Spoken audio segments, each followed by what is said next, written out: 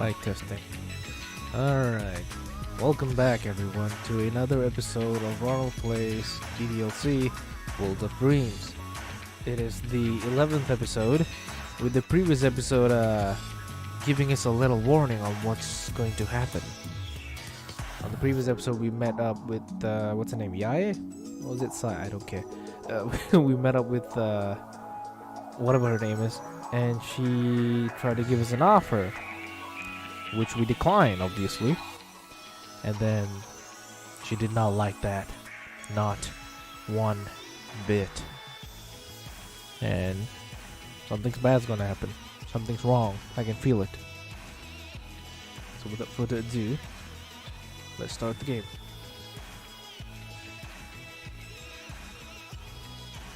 It's starting. There we go.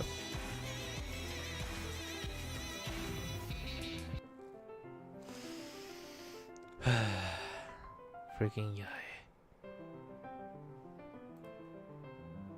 Did I save properly? Yes, I did. I decided to start here so that the playthrough doesn't immediately start at the scene where that thing happens. Alright, give me 2 seconds. Alright. So, hello Shodai, hello Deepika, hello JT, hello Alex, hello Dom, hello Joe, hello Waffle. Now it's your turn. Oh wait, we're going with the Monica backstory again. Alright. Now it's your turn, Monica. Right. I was born on September 22, 1999 in Okinawa, believe it or not. According to my memories, I'm half Japanese and half American. My father was an American soldier stationed at Camp Courtney, and my mom was the daughter of a local small-time businessman. I guess my grandfather was opposed to the match and gave my mother an ultimatum: abort me or marry someone he had selected for her. She chose the latter. I wouldn't have learned this if I hadn't gotten a letter from my biological father which explained all of this. Oh, Jesus. MWA. Hello, Eric. You know, one thing that's one good thing that happened was that, you know how usually in anime, if the person is American, they would have that stereotypical blonde hair and blue eyes. Good thing Monica didn't inherit that. Good thing that her mother's genes were really strong. I guess maybe the blue blended in with the brown and made green. I don't know how it works. But yeah, she could have been blonde. Maybe it's the mother's gene which mixed up with the dad's gene. Alright. Even though I haven't seen it since the game started, it's one of my most precious mementos. It's back at home, sadly. I find myself clenching my fists. That's... holy shit. It never happened, remember? Just because it may not have happened doesn't mean it isn't going to affect you. Memories, fake or otherwise, are a part of who we are. Right now, you're as human as I am, and as human as Meiji, Sairi, Yuri, and Natsuki.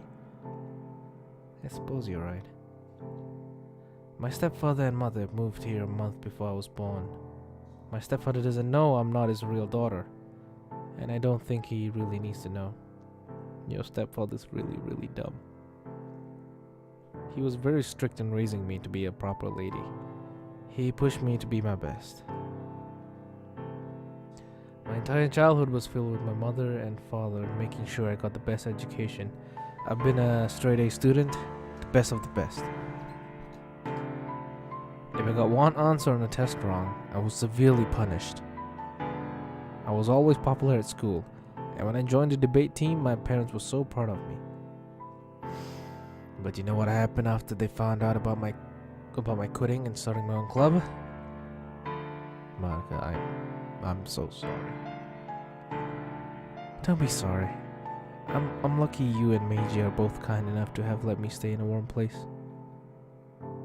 Well, neither of us would be able to live with ourselves turning someone away. Plus, Sayuri would kill me. I repeat what Meiji says. Monica simply laughs. She probably would. True. Monica then looks at her phone. Shit, sorry to cut this short, but lunch is almost over. Swearing from you? Why, Monica, I didn't know you were so naughty. I give her a playful yet somewhat sultry wink.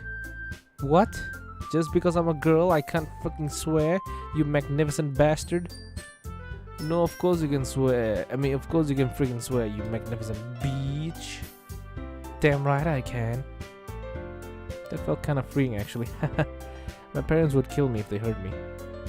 No doubt. We both get up when I hear someone calling out Meiji's name.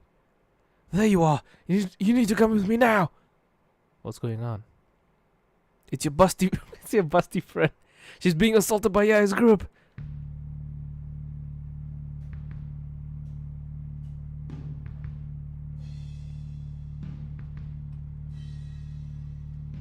Monica, let's go.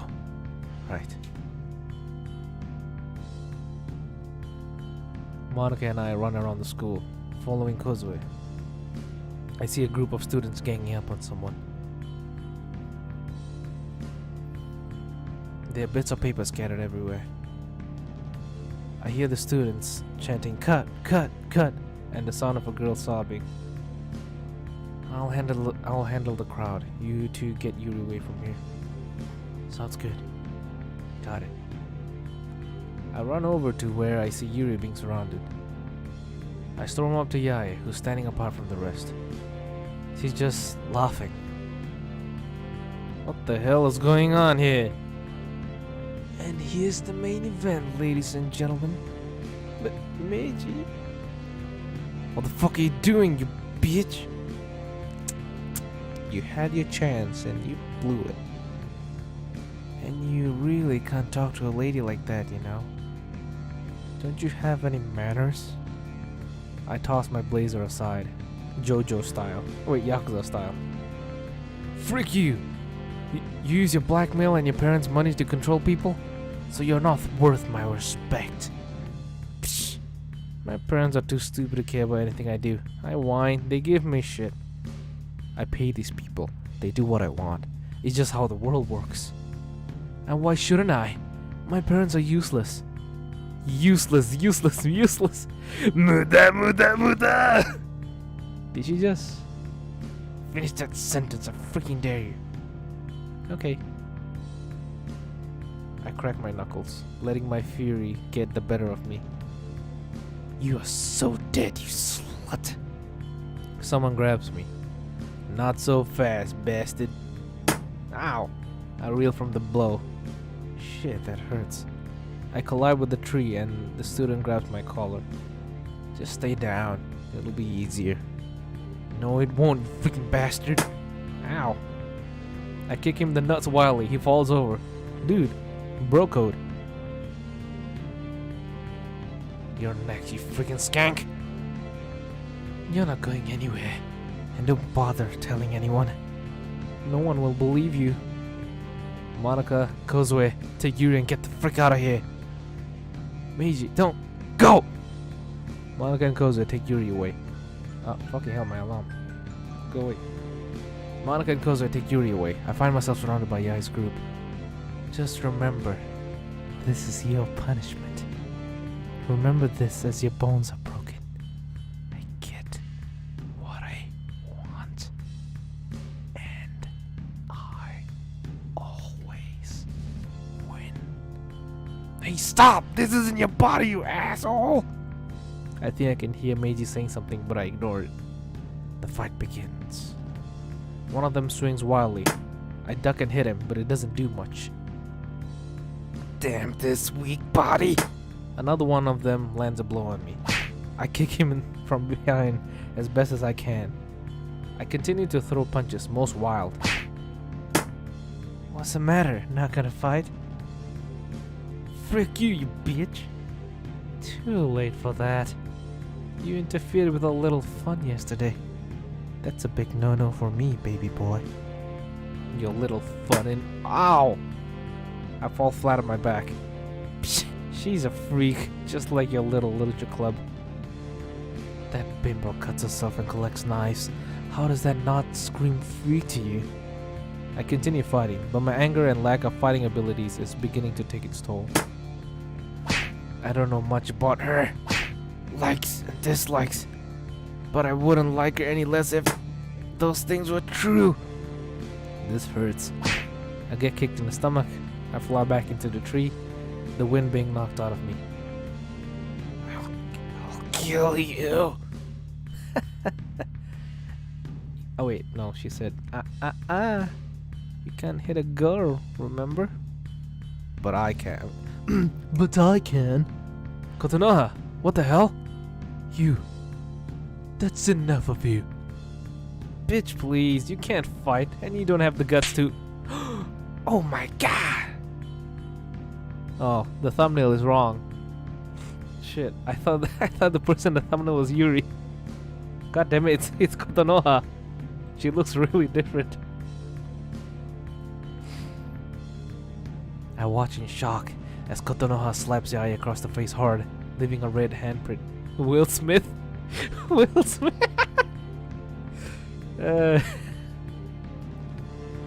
The thunderous smack of Kotonoha's hand on Yai's cheeks echoes through the courtyard.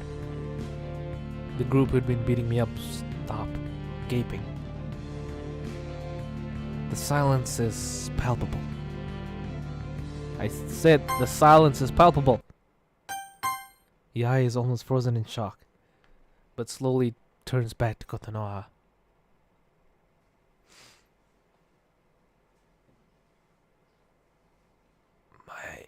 Wait, maybe I do need the music. My. You really do have some balls after all. When I'm done with this virgin loser, I'll deal with you. Let Meiji go. Oh, since when were you on first name terms with this freak? None of your business. Now stop this before I bring the proper authorities into this. Psh, they're just as useless as my idiot parents. Especially our principal, the useless old bastard. Useless old bastard, am I? Yai's smug grin falters and she goes pale. God damn it, Ronald, I swear that I'll...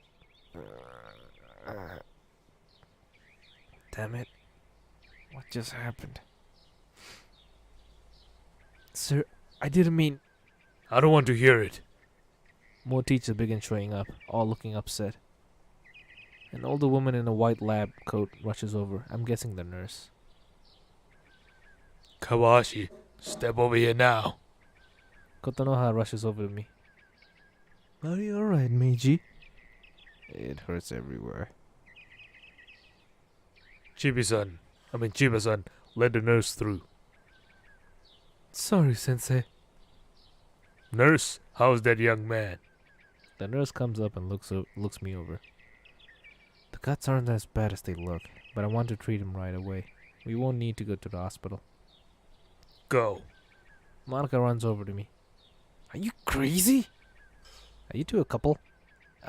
No, she's the president of my club. Who the fuck asked that? What kind of nurse are you? The first thing you see when another female comes to talk to a dude. Are you two a couple? I don't know, it just seems weird to me. Might be a sister, you know? Actually, they don't look alike. They have different hair colors and all. I don't know, she's the president of my club. The nurse smiles. Fuck off, nurse. You have a very caring... Shut up, nurse. I look up apologetically at Monica. My senses beginning to return. She's the president of Ohio. Hell nah. She really messed up the code with Ohio then. What did I just do? No kidding. I grab my blazer and we head inside.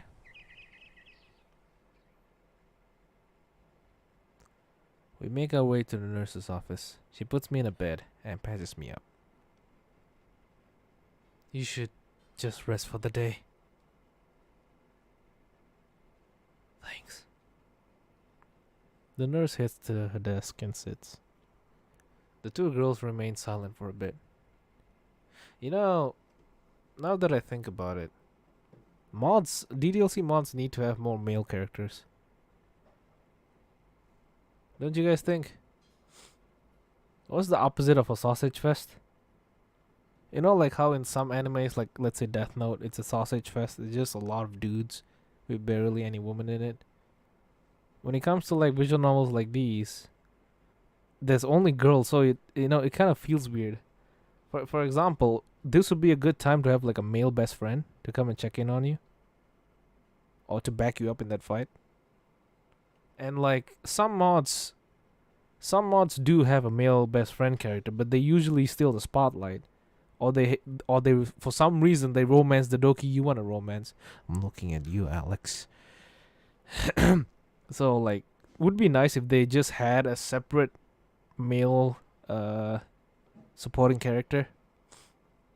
You can like, if you want to make the male character like romance someone, you could just make them romance someone after like you romanced another doki. You get what I mean? Like, let's say if you choose a Monica and you start a Monica romance route, your supporting male character, your supporting best friend goes with Sairi. If you chose Sairi, he goes with Monica. If you go with I don't know, Yuri, he goes for Natsuki, and vice versa. You get my point. Would be nice if it was like that, or if he just didn't date anyone at all, or if he found his own girlfriend, which they won't show. You get what I mean? That would be nice to have more male characters here. There was that K guy in Snafu. Oh yeah, the weirdo. Yeah, something like that, but not as annoying. The best friend in Snafu is kind of annoying. Don't get me wrong, he's a good character. I mean, he's an okay character, but it's really annoying with how he wants to start his own harem and all that. Yeah, I just want a normal best friend, one who's actually fun and like smart and all, not just an idiot who's there for laughs. You know what I mean? An actual smart character, an actual dude who has like motivations and flaws and all that, like an actual character. Because this would almost never happen in real life. Him not having any. I mean, come on, you gotta have at least one male friend in school. I don't care how much of a loner you are, you must have at least one male friend with you. You mean to tell me that in a school with an anime club, you can't find one friend who shares anything in common with you? One male friend. Not at all. Unless you live in like, I don't know, unless in this reality the male to female ratio is like 1 to 10. There's only one male for every 10 females. Get what I mean? Just, it doesn't feel that good. Also doesn't steal the spotlight like Walking Doki. The Walking Doki is its own category at this point. It doesn't work as a DDLC mod. It's more like its own shitty visual novel with a DDLC skin on it. We don't have a lot of male sprites either. That's probably yeah. In order to make a male character, the mod creator is gonna have to make his own sprites. Judging by this mod and many other mods we've seen before, making sprites for other characters are kinda hard and annoying. So unless you have like enough money to commission a good artist, fucking hell, fuck off alarm. Unless you have a good artist and have a good amount of money to pay that artist, we ain't gonna be getting that many male characters, supporting characters.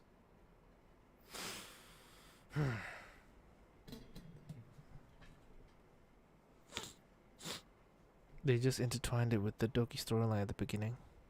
Yeah, actually when I first played The Walking Doki, I was like actually excited. I thought, holy shit, they're crossing The Walking Dead with DDLC. I really love the Walking Dead games, even though I never played it and only watched PewDiePie play it. I really love them. Clementine? Remember Lee? I think I only watched until the second part. I didn't watch the third part. I really like The Walking Dead. The game, not the series. And then I started to realize that when do I get to spend time with the Dokis? And then I slowly realized that these two fat fucks, these two OCs are like taking the spotlight. I mean, I don't think I realized, but I started to feel really, really bored of the game. And until I watched someone's video, was it Afro Zero or something? He was making a tier list for DDLC mods. Someone linked me the video, I think. And then I saw it, and I was like, then only I realized, I was like, wait a minute, yeah, he's right.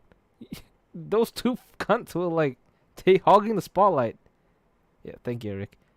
Those two pricks were like hogging the spotlight, and they were like the way the mod creators defended it was like women can't really protect themselves. They need a man to protect themselves and all that. They were really, really what's the word for it?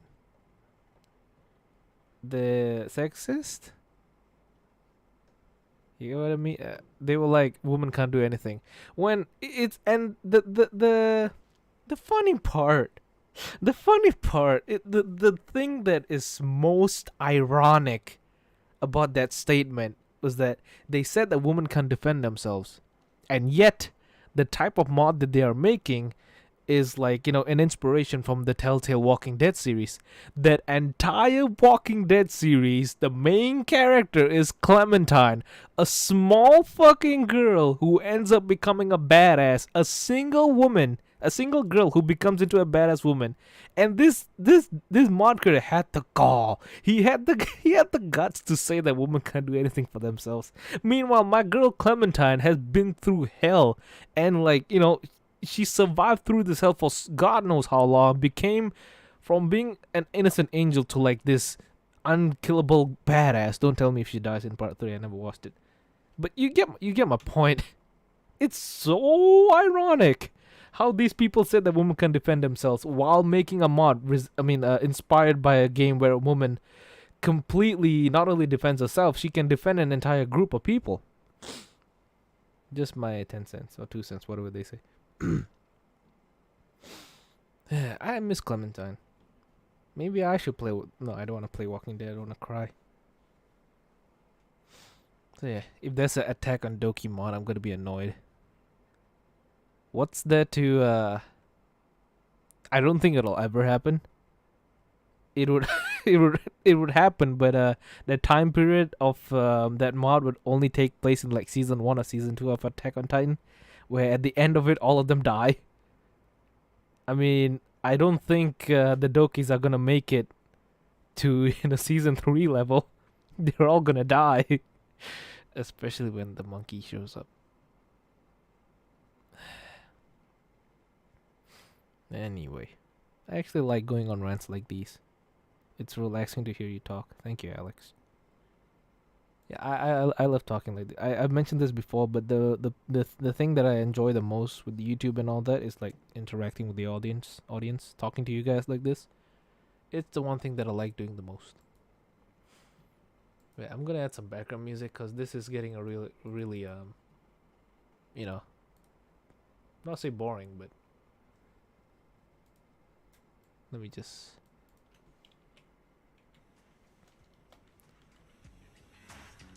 There we go. Not to mention they're using a VN consisting mainly of girls and it inserts themselves to feel superior about themselves. Yeah. They put themselves in a VN where the only characters that show up are females, and they decide to sideline the females. What they have done is not what they did was not putting a self-insert. They did not insert an OC. They inserted a virus to come and conquer that. To conquer that mod. It came in. It fucking corrupted it. It no longer became a DDLC mod. You guys know one of those like parasites? Those parasites that go inside other bugs and like control their mind.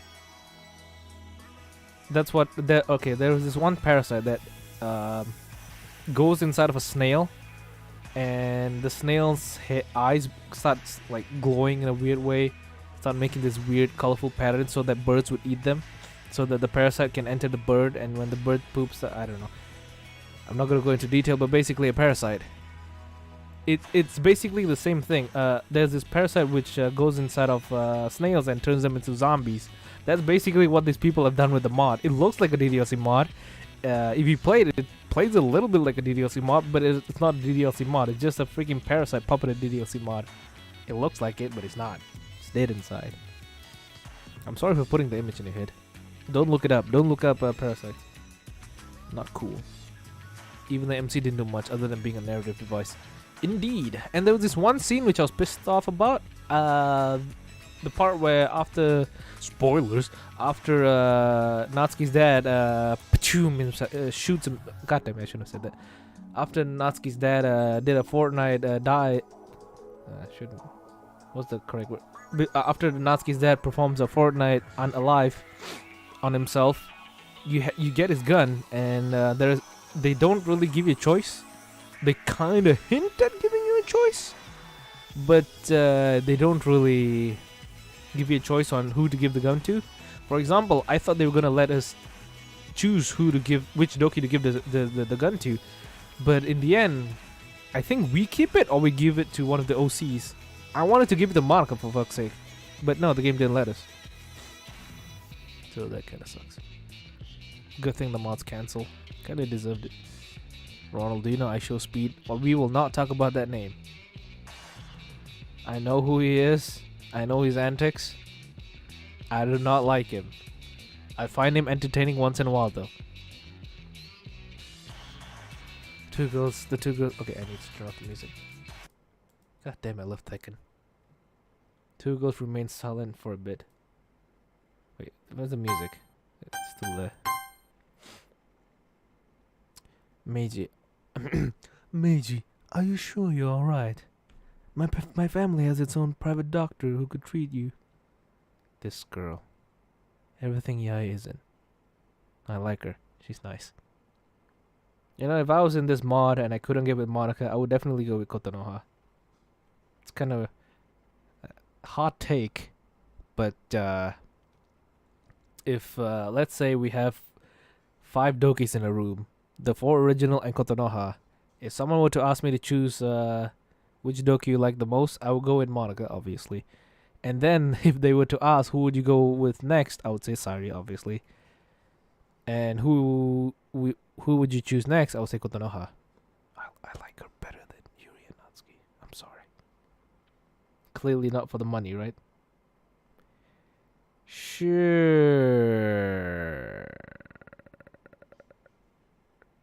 Yeah, it's not about the money. Yeah. Yeah, I say this as I put $10,000 in my pocket. I wish I had 10,000. I mean, I probably do.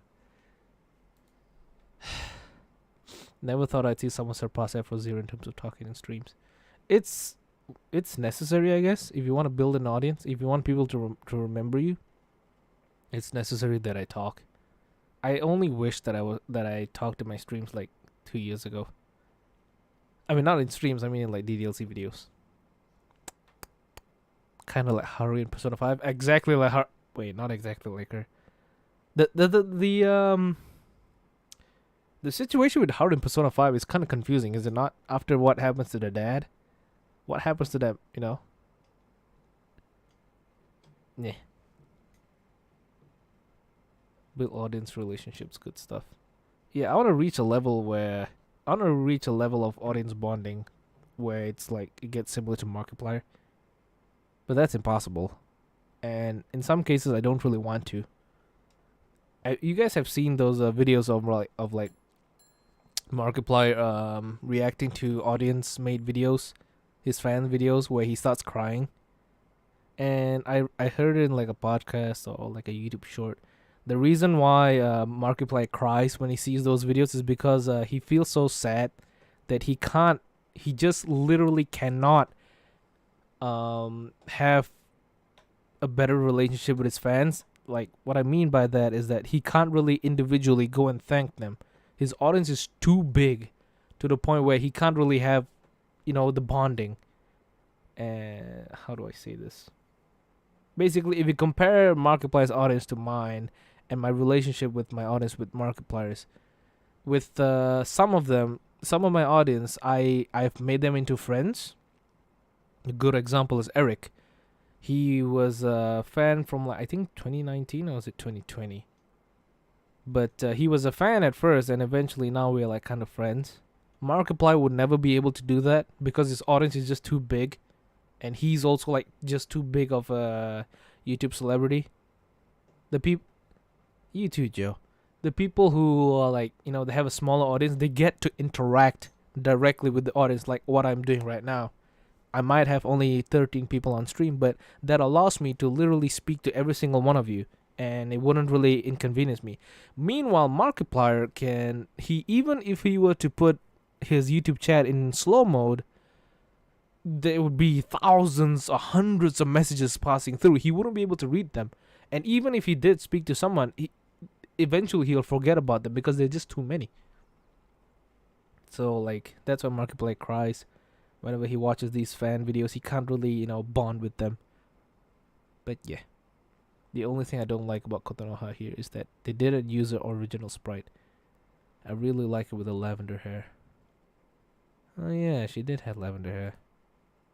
Do I have that mod?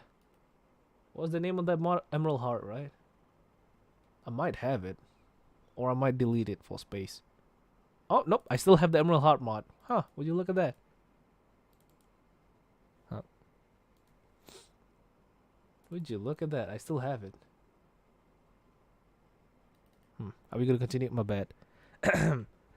Everything, yeah, it isn't. I like her. She's nice. I believe he really wants to do that and create better personal relationship with his audience. He can't. It's sad. Thanks for the offer, but I should be fine. Well, if you're absolutely sure. But you were pretty reckless out there, you know?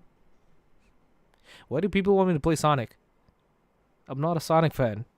Come on. The only thing about Sonic I like is that one series they made. Sonic Boom or something. The one where Knuckles almost puts a baby in a blender. That one. Yeah, that one clip. They wanted to feed Sonic wanted to feed a baby a chili dog, and then what's the female? I don't know what the female's name is. She says like maybe it's because babies can't eat chili dogs, and then they ask like, so what do you want me to do? Put it in the blender, and then Knuckles tries to put the baby in a blender. In Amy, that's her name. So yeah, Knuckles tries to put the baby in the blender instead of putting the chili dog in it.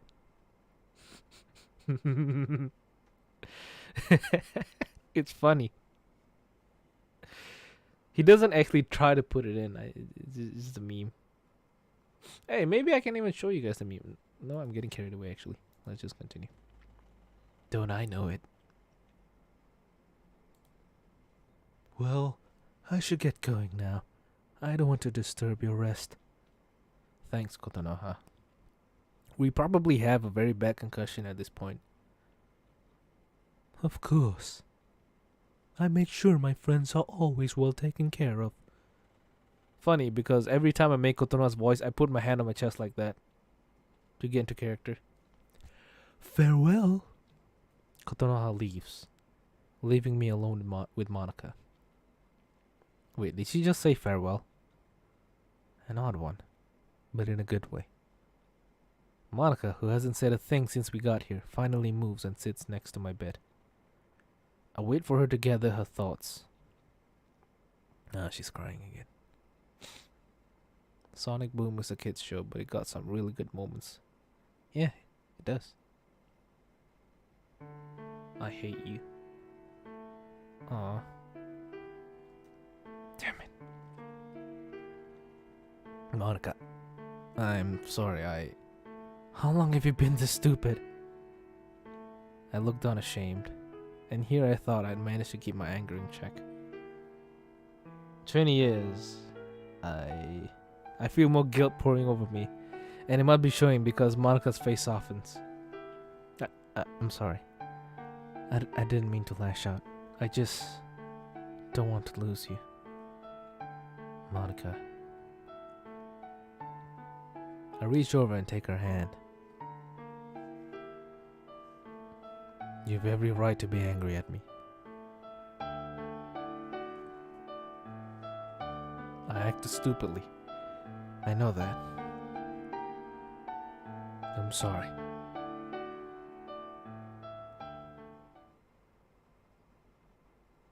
This mod might be my favorite. It really expands on the base game. Makes it feel more real. Yeah, it does. It gives everyone a backstory. And it actually shows characters' parents. Like for example, in the main game, no one has any parents at all. The only one who has a parent is Natsuki. And she just has a dad. No one knows what happens to a mother and all that. Some mods, they bring in a mother for the MC. But in this mod, every person has a parent. It's nice. My number one mod is still Brand New Day though. Can't beat Brand New Day. The door slides open quickly. Sari runs in. Oh no! Looking extremely pissed. Yuri follows, looking worriedly at me. You're really stupid, you know that? You promised me you wouldn't do anything stupid again. Sorry. What was I supposed to? What was I supposed to do? They were attacking Yuri. I couldn't sit back and do nothing. But I think I really went too far. Are you alright? I look at my injuries. To my surprise, it doesn't look like I was hurt as much as I thought. I look worse than I feel. But are you alright? They didn't hurt me. Monica and Tani-san got that just in time. Good. What about your book? My book. It's destroyed. I'm sorry I wasn't there to help sooner. I know you like that book. It's okay. It's just a book. Smiling sadly, I slowly stand. Walking over, I wrap my arms around her. She falls into my shoulders, sobbing hard. It was more than a book to you, wasn't it? Yuri continues crying, gathering her thoughts. I got that book from my grandpa before he died. It was precious to me. I moved back from the bed, sitting down with Yuri. Grandpa loved reading as much as I did. He would give me books, and that was the last one I ever received from him. Oh, damn. Yeah, I swear the next time I see you, I'm gonna tear your throat out. Dumbass, you fuck it. I blink. Meiji yells at me furiously, which snaps me out of my returning anger. Yuri, I'm so sorry. It's not your fault. And don't say that it was. You were looking out for a friend. I do the same for all of you. Well, you better listen to me now. She's using that motherly tone again. You need to rest, so lie down. Yes, ma'am. Okay, everyone. We should all get back to class. Lunch is pretty much over. Will we see you at the club time? As long as this man takes it easy, he should be well enough to join you. Piece of cake. I do that all the time. I grin. I'll be fine. See you later. The girls leave. Why is Brand New Day your favorite again? One of the main reasons is nostalgia. It was also like back when DDLC mods were like kind of boring and didn't have much stuff going on for them other than being a shitty romance mod. Brand New Day brought in something new. The game was funny. A lot of wacky stuff happened. We actually got to fight Natsuki's dad, and he was fucking Dio. Many other reasons like that. It was a really good mod back in the day. The bridge mod brought in similar energy. Even though the bridge mod was really, really good, I would give it like an 8 out of 10. Brand New Day just hits different. Meh. Which Doki has the thickest thighs? Well, Mr. Cow, of course. The original DDLC has no more characters. That's sad because expand Doki universe is very difficult. Yeah, you gotta have to make your own canon, to be honest. Even in the side stories in DDLC Plus, Natsuki, she has these friends and they don't even show them. They're just like silhouettes. So yeah. Why are you crying? World of Dreams is maybe my favorite. If story about Emerald is hacking. What are you talking about?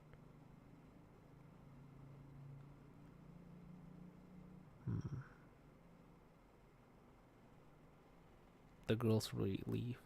Do you actually want me to like compare their thighs or something? Because when it comes to like I don't know, body fat, I think Yuri wins. Even though the memes of Monica having thick thighs and all. You guys really want me to compare them? I could probably try. I can take the original sprites and compare them.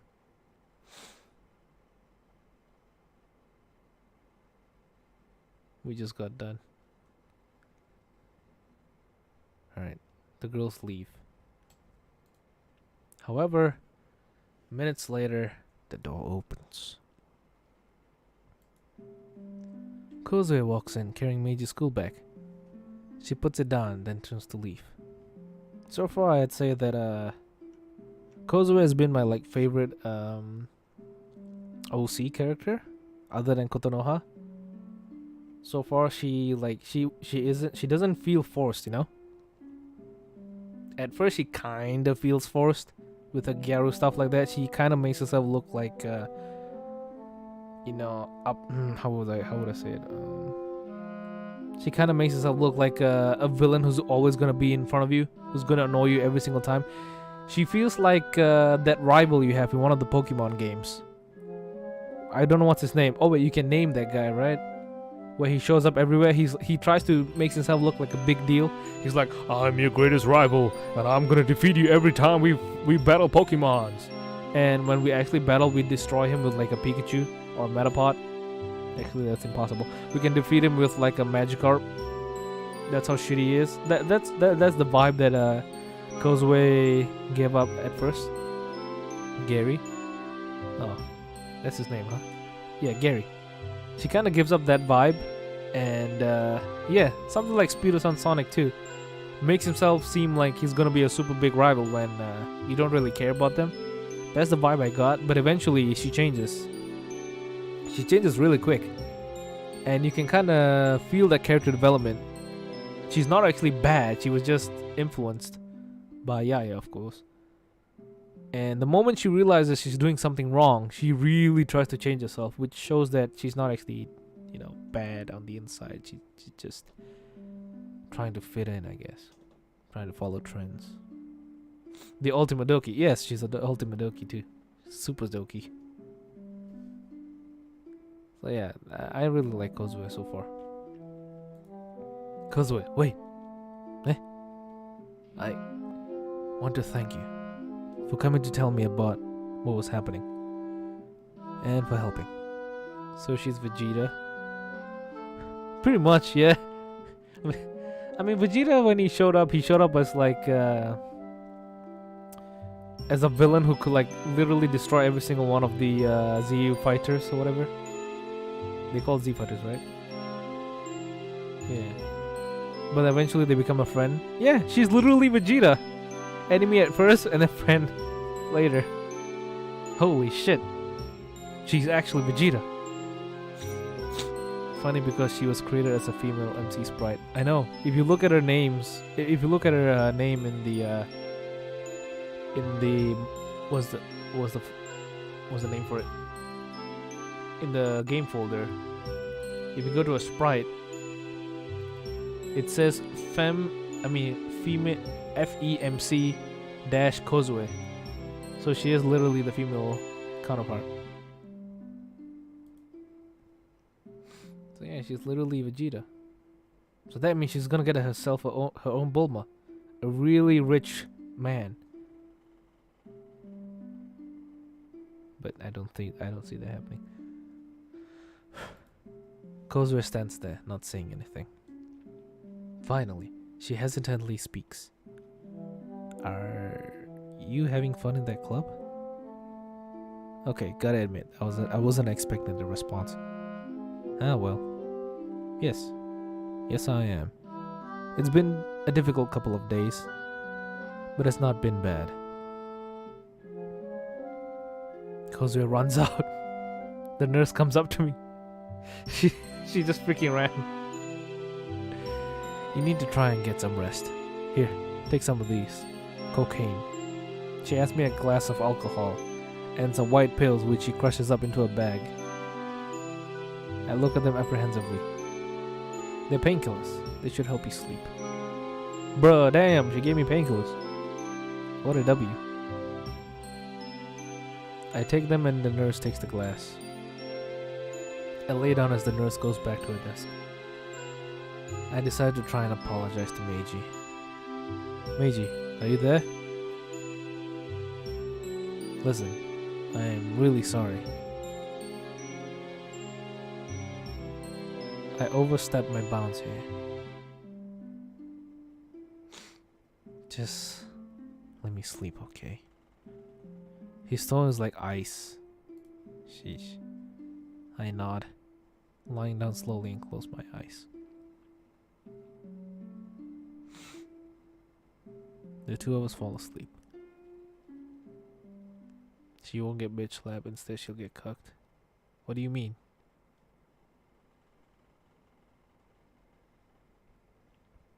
I wake up a few hours later. According to the clock, there's a few minutes left before class is over and club time begins. Meiji's asleep. Above comment, let me read that.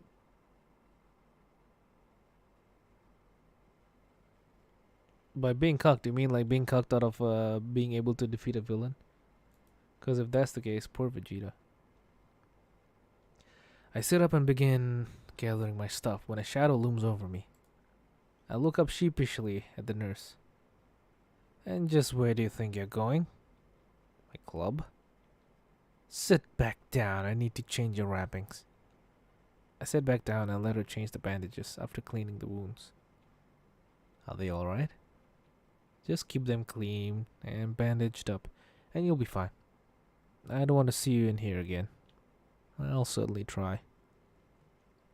I grab my bag and leave. First things first, make sure Yuri's okay.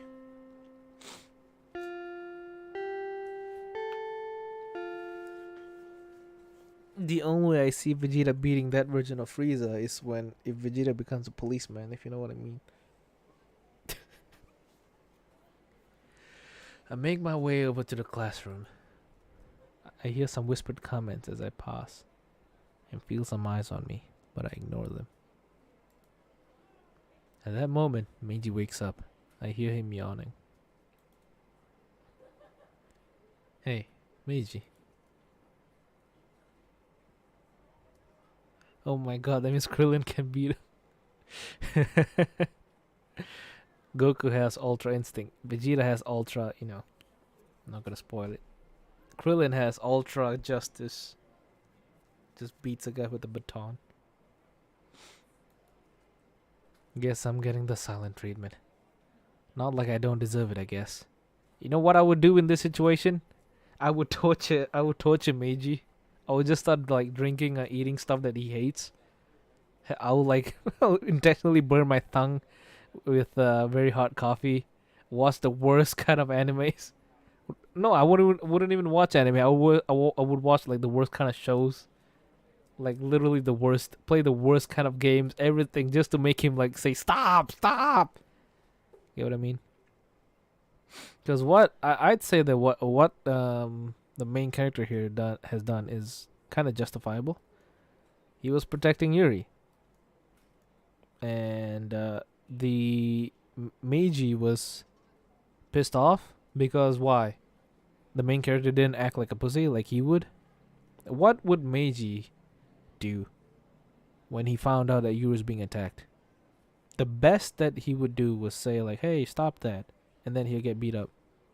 That's the best Meiji would do.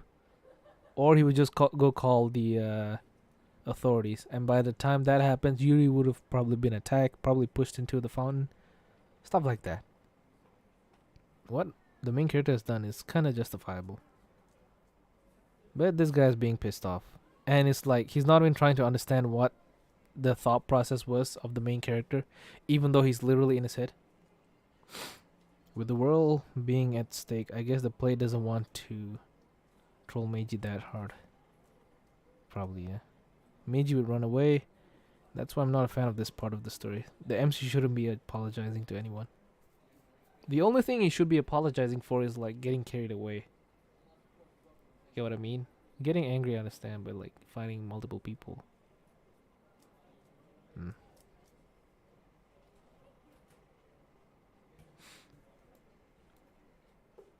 I try and keep my tone friendly. I'm gonna get Yuri and go to the club room. Sound good? Sure, do whatever you want. Starts getting like tattoos all over his body. He gets a tattoo on his back, like a full Yakuza tattoo which just says BJ Princess. Damn it. I walk into a classroom and see her at the protagonist's seat putting away her belongings. Yuri. She sees me and rushes over, looking concerned. Meiji, shouldn't you be resting? I'm feeling well enough to walk at least. So don't worry, I actually came to take you and Monica to the club. I'd pick Muramoto-san, but after yesterday's little debacle, I don't think she'd want to see me.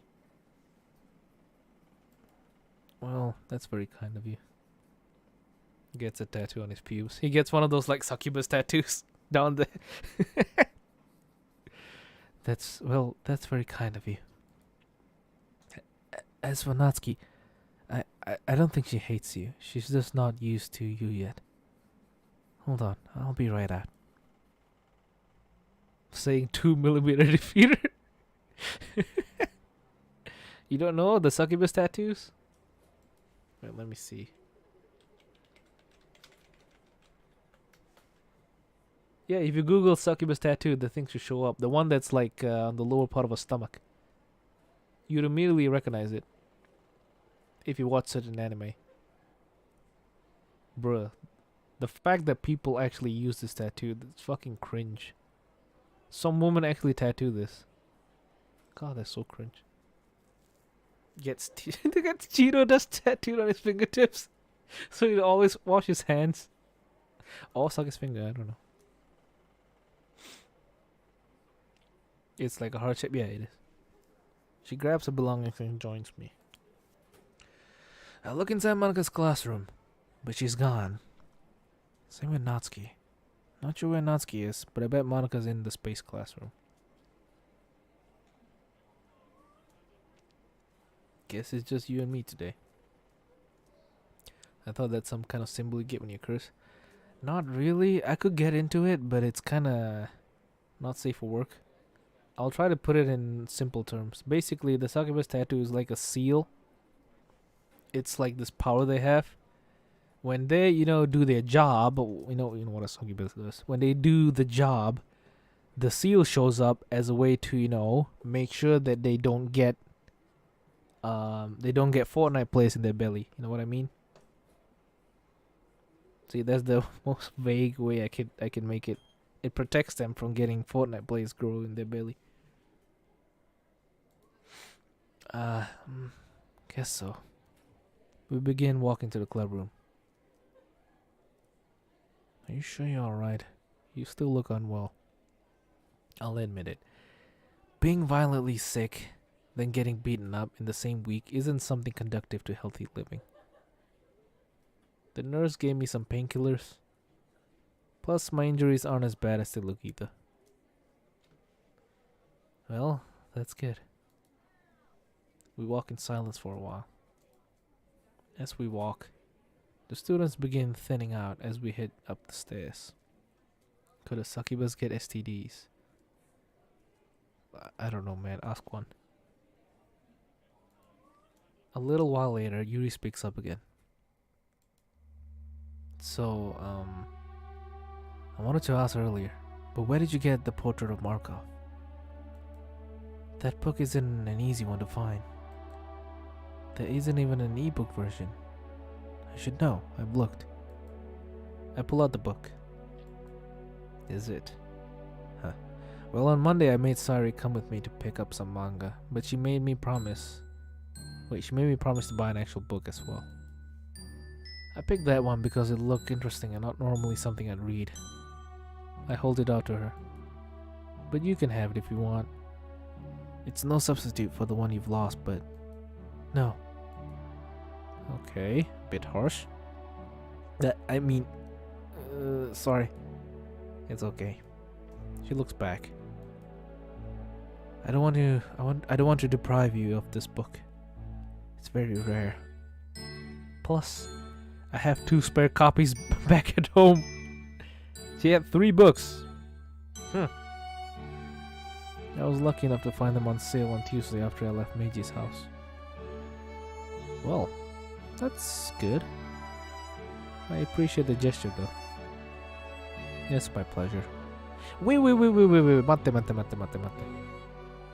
If you had 2 extra copies, why would you bring the one that your grandpa gave you to school? If I was in her shoes, I would keep the book protected. I would seal it and shit. Hell, might even frame it. I would make sure no one touches that book. And I would use the spare book instead. Plot hole, fellas. This is a plot hole. A sentimental object? A sentimental object that she risks getting destroyed. Which eventually does get destroyed. Kind of a bad move. You're not in his shoes. Yeah, I wouldn't fit them anyway. But, well, I'd like to hear what you think about that book. It's a personal favorite of mine. Really? Well, I've only gotten to the part where Fujiko is starting her research on the third eye. Maybe she was attached to that copy specifically. I mean, yeah, but if she wanted... Well, then again, she probably didn't expect someone to come and destroy it, you know? If she gets physically...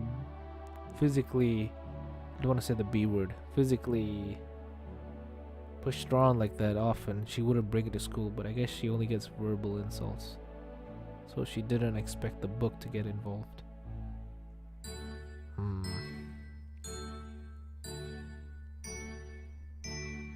Really?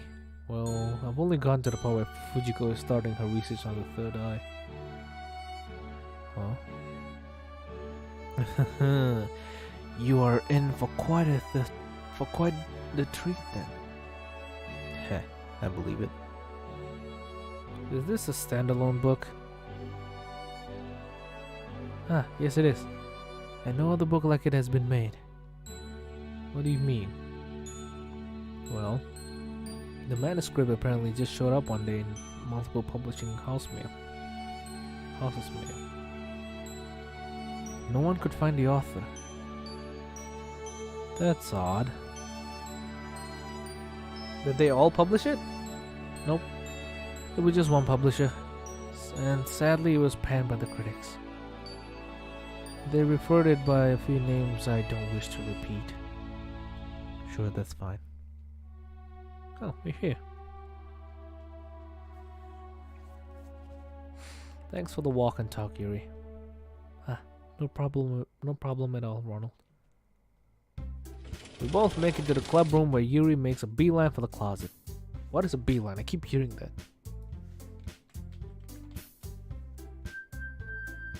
What does a beeline look like?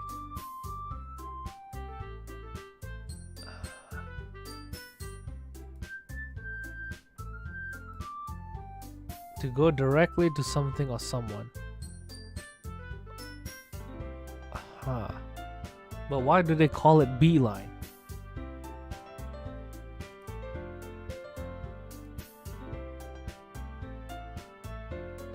They're not giving me a reason.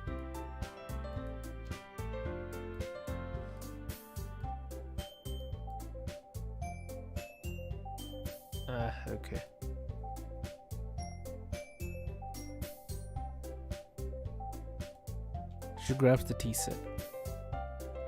I start to close the door when Sari bursts in. Ronald! Are you doing okay? Does it still hurt? Unfortunately, but not as bad as before. The nurse gave me some painkillers. Good. Don't scare me like that again. Behave, doggy. What? Where did that come from? Since when did Yuri become Makima? Oh god. Seriously? Come on, Meiji, isn't this a bit much? Good boy. You seem chipper, even after lunch and even earlier this morning. Did something happen this morning? We'll tell once Muramoto-san and Monica arrive. Wonder where they are. Well, while we wait, I have a huge favor to ask. I'm kinda hungry. Do you have enough money to buy a snack? I raise an eyebrow, the rock star, and smile. I might not know you as well as Meiji does, but your appetite certainly is legendary. Yeah, Meiji, did you tell him? Wow. Come on, this is getting ridiculous. I've seen it firsthand. Remember? Little cinnamon bun? Cinnamon bun. Did Meiji call me that? No, that's my new nickname for you. Meanie. Now I want cinnamon buns. Accept the retribution. I know how sneaky you really are. Where's the rest of the money? At home, I bet. I bring up Meiji's wallet. Well, if anything, I'm weak to a woman's charms. Why don't we both go and get you something to tide you over until dinner? Yuri, do you want me to get... Wait, do you want me to get you anything? Yeah? I'll be fine. Don't worry about me. Nonsense. I insist. Well, if you're insisting, I'll be fine with something that goes well with tea. You mean biscuits that go very well with my tea? Alrighty then, mate. I should have said mate, that made me sound Australian instead. Alright then, love. I'm gonna get some tea. I'm gonna go get some biscuits for your tea. Would you like a can of beans with that too, madam? Are you sure? I can get it myself, you know. They didn't break Meiji's legs, sorry. I can walk just fine. Besides, you eat all the snacks before you got back. Meanie. Bloody biscuits, innit, bro? Now get a pack of ciggies. Tuesday, innit, bro? Let's go. Ooh, what's this? Damn! There's an entire room for vending machines? Huh. Does my school have a vending machine? Yeah, they do. Oh yeah, they do. Too bad I don't use them though. Sari leads me to the nearest vending machines, which are downstairs. If there's one thing I like about Japan, it's the uniqueness of the vending machine selections. In Japan, you get to make, the vending machines are really good, and the options are actually really healthy. They like for example, if you're in a regular country, I guess, most of the drinks in the vending machines are like soft drinks, stuff that are not good for you. But in Japan, they usually teas, different flavored teas, different flavored like normal drinks. Soda is rarity, and like in some vending machines you can get a full meal, like just a whole cup of udon noodles or something like that. Which is why the obesity rate in Japan is like really low, because their food is like really healthy. You can either spend $10 or I don't know how to convert it to yen, maybe like 10,000 yen on like a burger or pizza, or you can just go to a noodle shop beside it for like 8,000 yen and you can get a full ramen. What would you choose? A full meal, full traditional meal, or would you just choose fast food, which is gonna make you feel like crap later? That's why a lot of people, they're kind of thin in Japan. Also because, they walk a lot. At least in Tokyo, you have to walk a lot. Use the subway, all that. all that walking definitely help. Also because they overwork themselves in their jobs. So yeah. So if you were to get fat in Japan, you either have really bad genetics or you really put in a lot of effort into getting fat. Fuck it, I'm going to Japan. Not a good idea though. It's good to visit Japan. It's not good to live in Japan, because let me tell you, that shit's depressing. Very high taxes, very racist country. They won't tell you that they're racist. That's the problem with Japan. They are very xenophobic, and you won't notice it because the Japanese people are really, really nice. So you won't notice that they don't like you. For example, these are stories of people who work in Japan in offices and all that. In Japan, they have this culture where once they finish their job, they would go out with coworkers to have a drink, have some beer, usually with the bosses and higher ups. And when these foreigners work with the Japanese in the offices and all, they would be really nice to them. Usually they would be helpful, the usual polite stuff. But when it comes to like bonding afterwards, they wouldn't really call them. They wouldn't really call the foreigner to join them in like their bonding sessions. The thought wouldn't even come to them. So usually the foreigners who come to Japan, they hang out with other foreigners in the bar and all that. That's how it usually is. It's not their fault, to be honest. They just raised that way. I think in like maybe 10-20 years they will be more open to foreigners and all that. But personally, I don't think they need to be like that. Wait, why do I think that? I don't know. Have I had boba? I think I had it like once. I only took a sip. It's just tea with balls. I've had better. China, we don't talk about China. Good lord. At least they're free from that part of Western culture. Yes, okay, thank you. That's the reason why I mentioned that I don't think I'd like to see them, I like Japan to stay Japanese, please. It's one of the only country that feels good and it doesn't feel like it's been corrupted by the West. Fuck God, I hate Americans. Not the good ones. I mean the ones I'm talking about. Am I a booby but a thigh man? I'd say personality, but then if I were to go with the body part, I would say yeah, I'm pretty much an ass man. I would go for yeah. Alright, let's continue. I get a small matcha cake for Yuri, a few cookies for Natsuki, a coffee, a cake for Monica, and then I let Sari choose a few sweets for herself. I get a small candy bar for myself. Once we're loaded up with goodies, we head back. When we get there, I see Natsuki has already arrived. She's grumbling about something in the closet. I hand the matcha cake to Yuri, who's bring some tea. Big black nibble balls. God damn it. The moment I mentioned black balls, you guys went all haywire. Then I turned to Natsuki.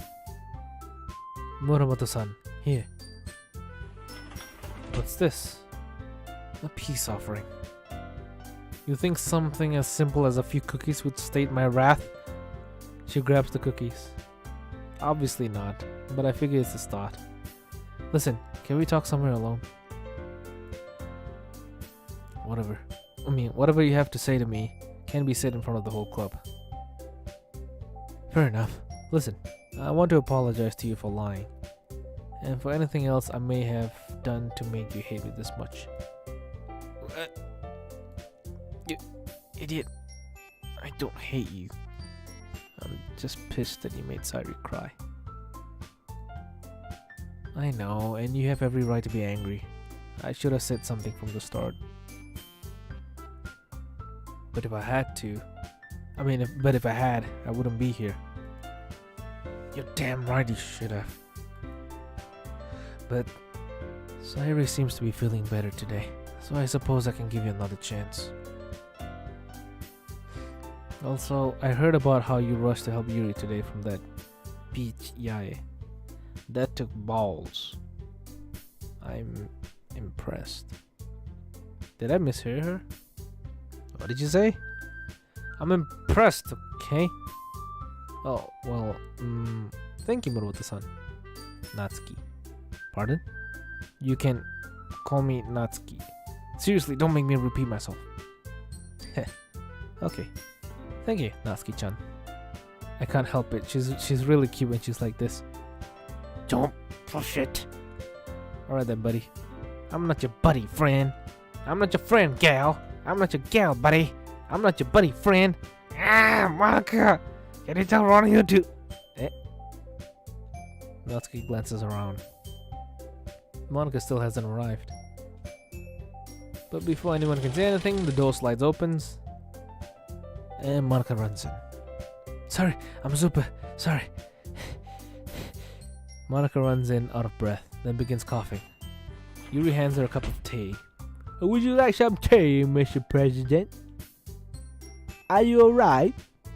Monica downs the contents of the cup in one gulp. Yeah. Damn, I'm thirsty.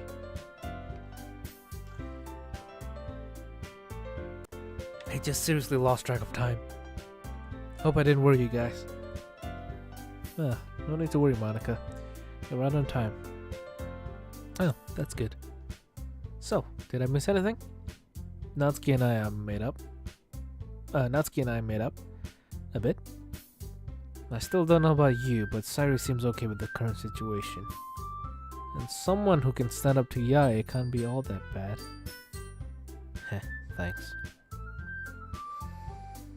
Well, before we all settle down and do our own thing, there's something I'd like to confess again. And don't worry, this just happened. Yesterday, I found out, a few days ago, our club president here was kicked out of her house. Why is the music still cheerful?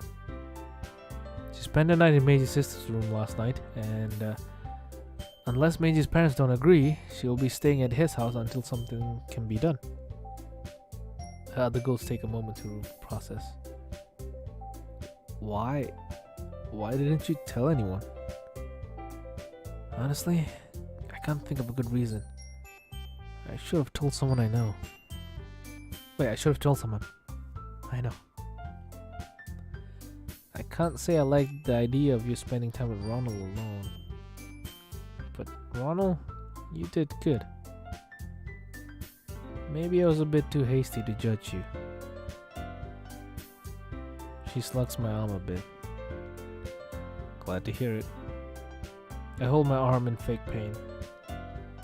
Just don't break my arm. I'm already in a lot of pain as it is. No promises. The girls burst out laughing again.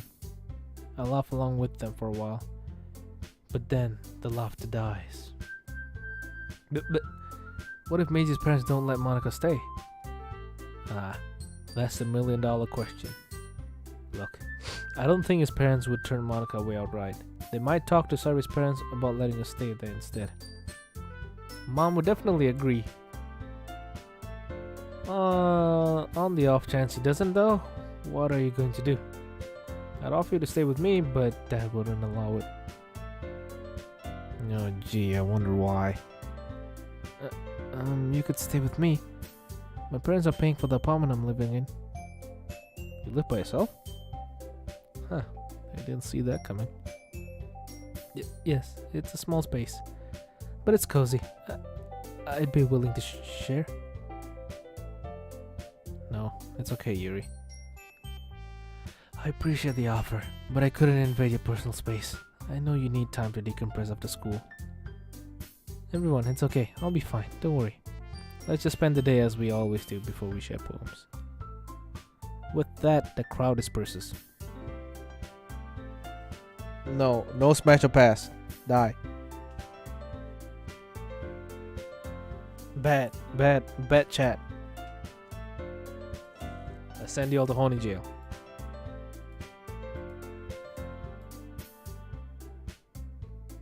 Why the fuck? Why am I getting? I just got a. You know how YouTube recommends you some old videos? I got this one video which says man attempts to assassinate Obama, but not because he's black or anything. What the hell does that have to do with me? This is from 12 years ago. What a weird recommendation. Are you trying to say that my Obama is about to be killed? Is this a prophecy? Lag. What do you mean lag? I haven't clicked anything. Something wrong?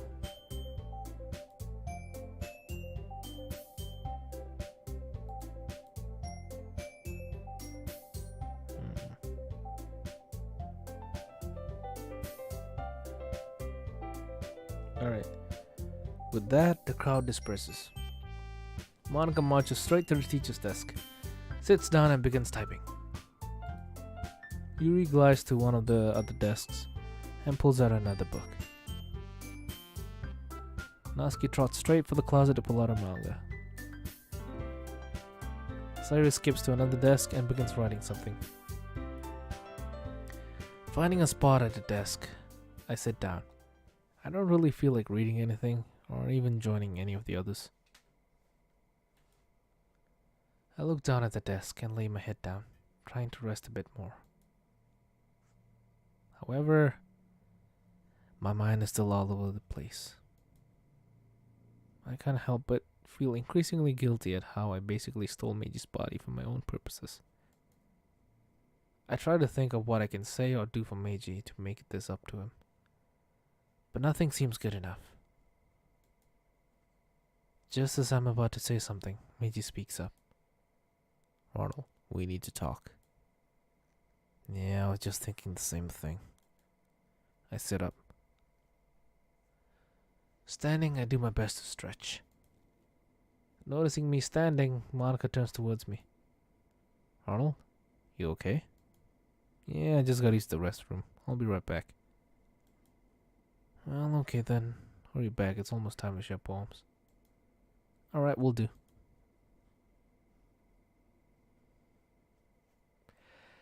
Oh boy, I know this scene. This one's gonna make me annoyed. Oh, we got a bot in chat. There we go. I quietly head into a classroom a few doors down. Once we're alone, I try to apologize, but Meiji cuts me off. You're a real F-up, you know that, right? Wow. I know I was way out of line, but isn't this a bit much? A bit much? A bit much? Let's talk about what's a bit much, shall we? You promised me you'd take care of my body. And what do you do immediately after? Meiji, I didn't. Don't you dare give me this shit. You didn't mean to. You lied to me. I was stupid for trusting you. All you want to is spend time with Monica. Calm down. Oh, that's rich coming from you. You're the one who completely destroyed my body. I have not one, not three, but 2 bandages on my hand. I only bled 1 milliliter of water than my usual 0 milliliters.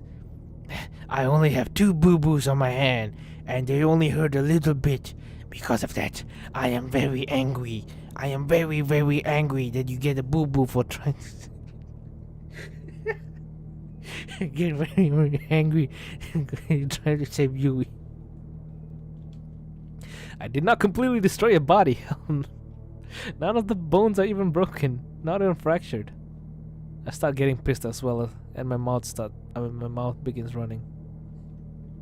Okay, smartass, what would you have done, huh? Let me guess, nothing, right? Don't you put this back on me. You're a selfish freaking bastard. Who's the real selfish one? Who's the real selfish one here? No, Meiji, you're not getting away with this. Who's the real selfish one now? The one who decided to stand up for a friend who was getting, harassed. A man who decided to stand up against multiple people, multiple men, risk getting severely injured just to help their friend. You know, a man who got out of his way to help a friend to risk getting injured, or a dude who would probably just run away to save his own skin. Which one seems most selfish? The one who would go out of his way to help someone, or someone who would just, you know, run away, protect himself? Who seems like the real selfish person? Who is the real one? A selfish bastard, am I? Tell me, who's the heartless a-hole who started becoming a recluse and abandoned the one good thing he had going for him?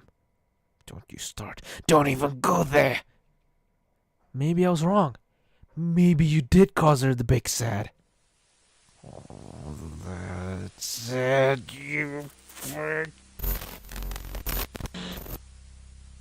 Get out of me now.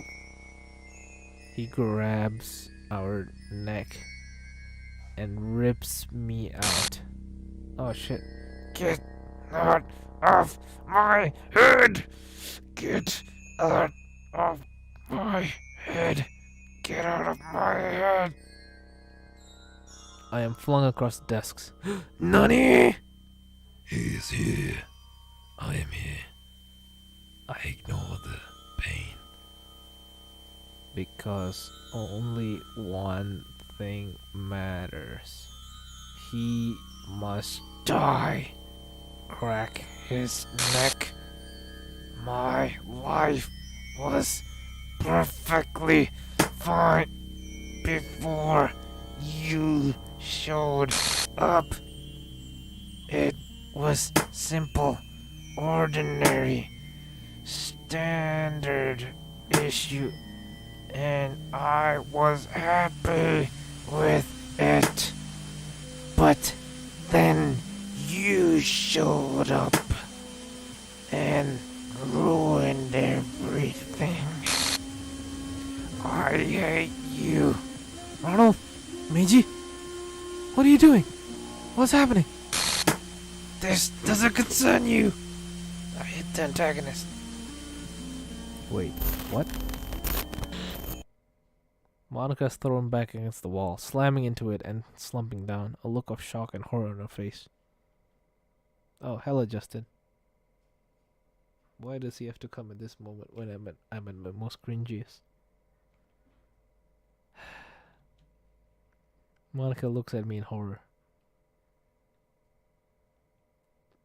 Monica, wanna play Roblox? We can play Yakuza Simulator.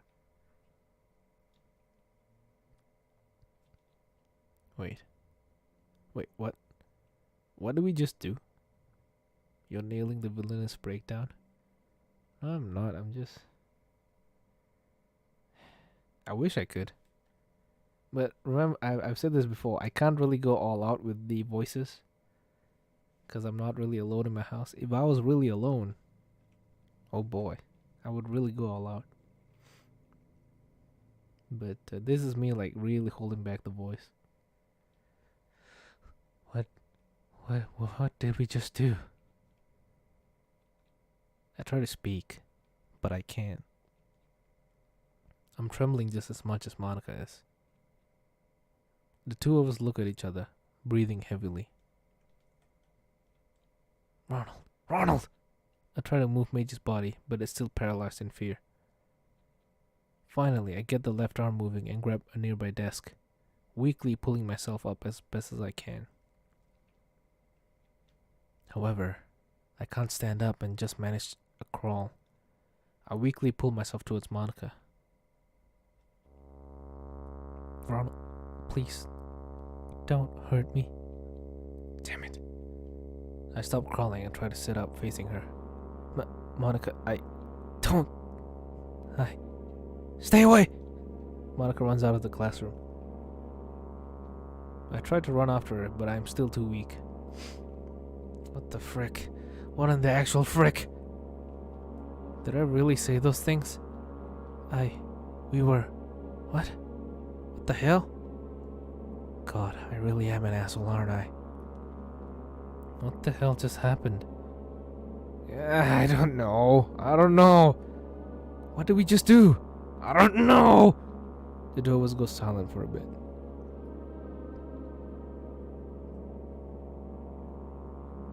Meiji? Ronald, listen. Wait, let me go first. Okay. You're right. I was completely out of line. Yeah, you were, but I shouldn't have reacted like I did. Are you kidding? You reacted completely like an idiot. You're right. I did break a promise. And you reacted like any other idiot would. Doesn't mean it was right. I mean, look what happened. Meiji, I've always had a problem with my temper. When I saw what they were doing to Yuri, I snapped. Anyone would have. But I went too far away with it. I used your body for my own selfish purpose. I hugged my knees, looking down at the floor gravely. Is there anything I can do to make this up to you? We need to agree to work together on these things. What if this happened in front of the others? In front of Sayuri even? Oh, damn it. Ronald, we both said and did things we didn't mean. I was the bigger offender. I crossed so many lines. Yeah, I won't deny that. Okay, that's fair. But we really should get to Monica now. She could be really hurt. Right. Meiji's body feels stronger, so I stand up and walk out. I look both ways, but I can't see Monica or hear her running. I doubt she's at the classroom right now. Which means I head down the stairs and eventually hear whimpering and crying. I see Monica curled up in a corner near the door. What are you gonna do? I'm fricked. I slowly walk up to her. Seeing me, she bolts up. Please don't hurt me. She looks like she's about to run. I stop and raise my hands. Monica, I promise I'm better now.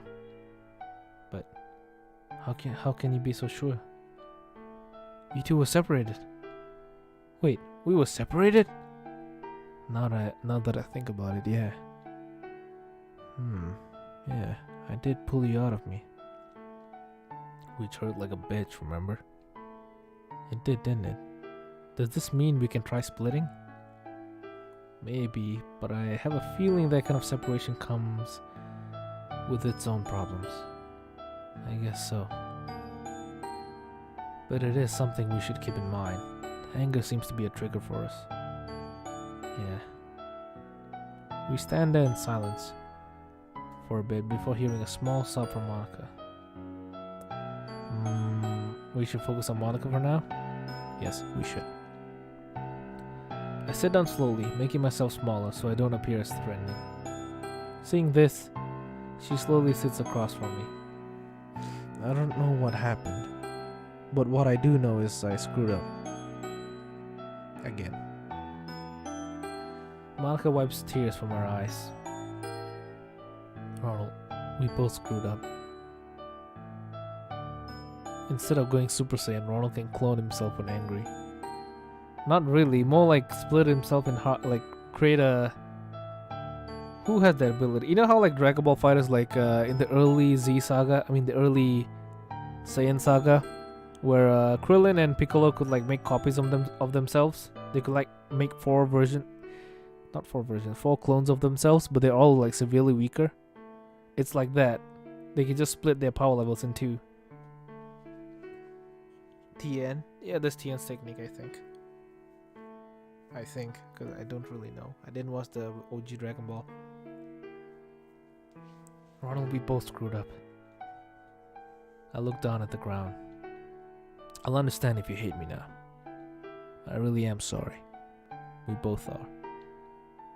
Yeah. I can't stop this feeling. I can't stop feeling the guilt and terror, and neither can Meiji. Monica looks away from me. Ronald. I hold my breath. You really hurt me, you know that, right? That really hurts to hear, but it's the truth.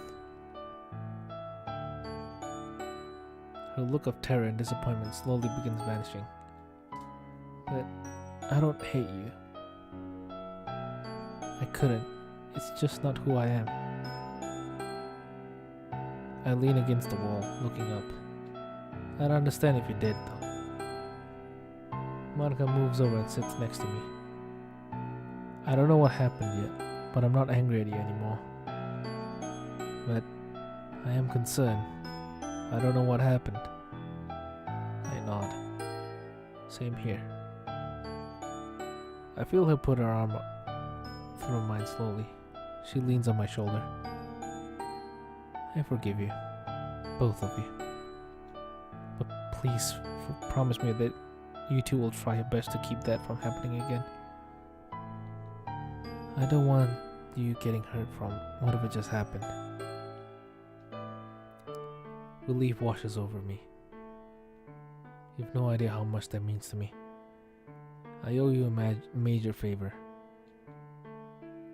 Monica suddenly looks down at the floor. This is my fault, isn't it? No. Of course not.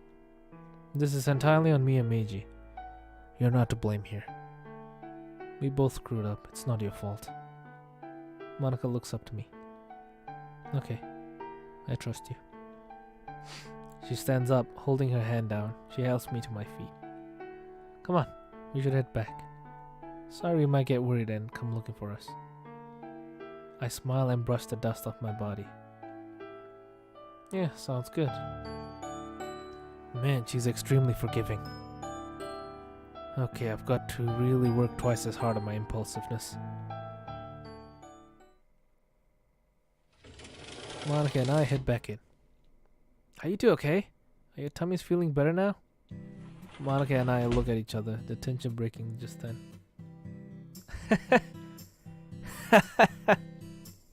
Yuri and Natsuki look over at us while they are sitting. For some reason I read that as while they're shitting. Then they come over. What are you two laughing about? Are you sure you two are okay? Yeah, we're alright. Did you eat something bad? That's... Arnold stopped back at the nurse's office to get some extra bandages. I met him on the way back.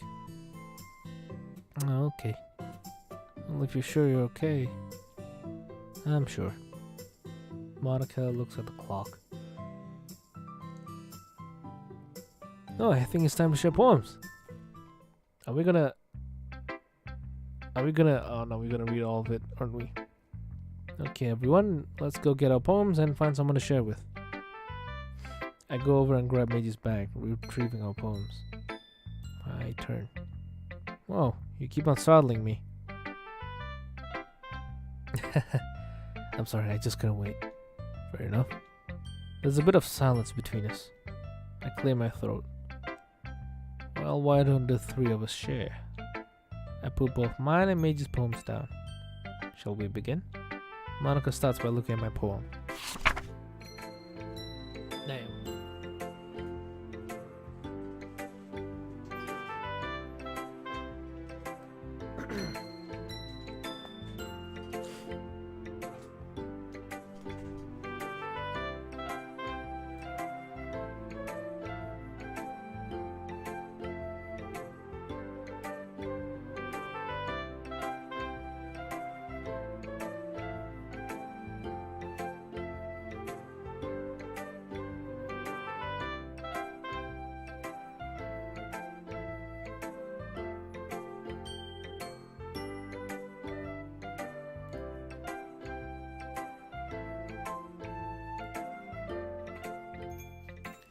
Then she looks at Meiji's. I don't care about Meiji. While she's doing that, I look at hers.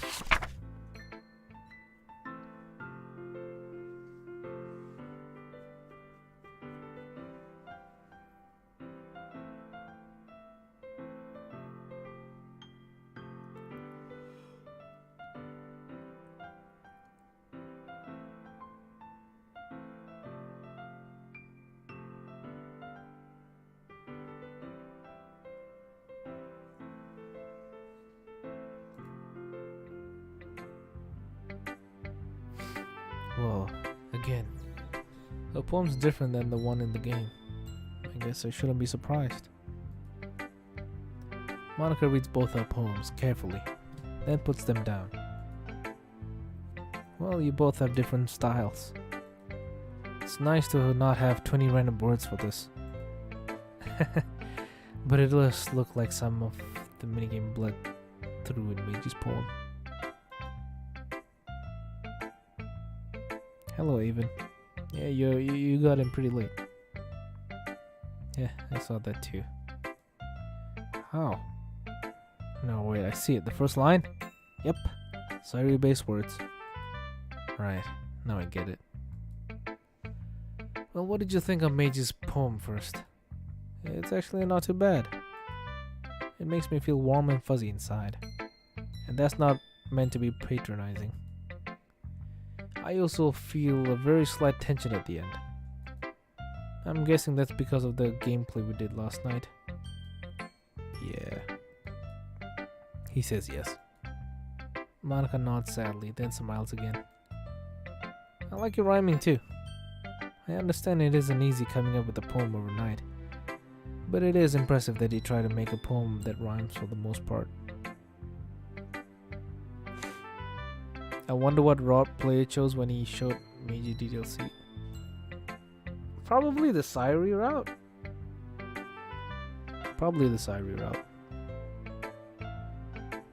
Because, you know, MC like Sayuri and he's trying to show him that it would be kind of weird if he were to romance Yuri or Natsuki instead. I understand it isn't easy coming up with a poem overnight, but it is impressive that he tried to make a poem that rhymes for the most part. I'm with Monica. I did freestyle because that's more my thing, but you went the harder route. Pretty impressive, dude. Thank you guys. I know it's pretty bad. Who dares ping me on Discord? Or Twilight.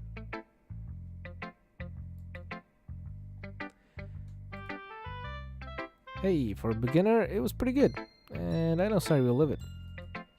Eh? Oh, she definitely will.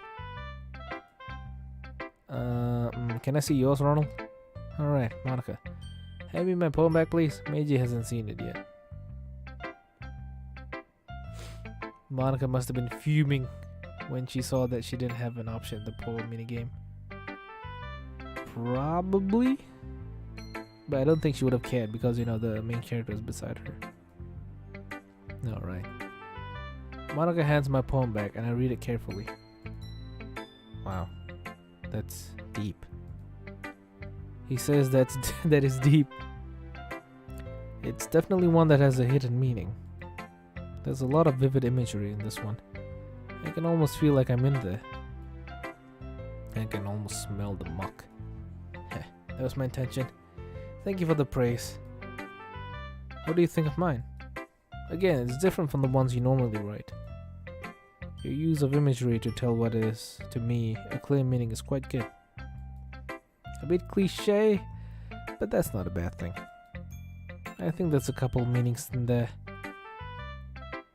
One could be that Monica has her own route, but it could be more normal. Maybe she sees her life taking a new path. Maybe this would have been her poem if she didn't realize this was a game. Do you have a plan to play Infinity Pants mod if it comes out? I was planning on playing it yesterday. I was planning on playing it on release, and it was supposed to come out on the 5th, but it still hasn't come out. Technical issues. So the mod creator Captain Norio says that it might come out on Thursday or Friday.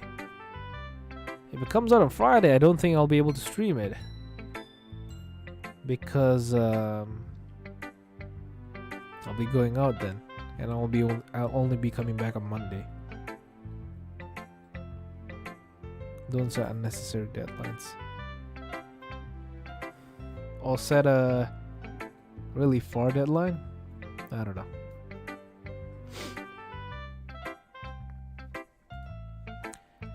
That's an amazing analysis, Meiji. Wait, you think so? What did he say? I relay the message. That is an interesting hypothesis. What would my poems look like without the epiphany? We'll talk about that later, I promise. I look forward to it. Well, let's switch partners. She takes a poem and heads over to Yuri. Well, let's find another partner. Whoa! Hi! Oh there. Maybe I shouldn't have let you eat all that sugar. I love chocolate. What can I say? Fair enough. I put both poems down, which Sari immediately grabs. I look over her poem, refreshing myself with its contents. The bottles one.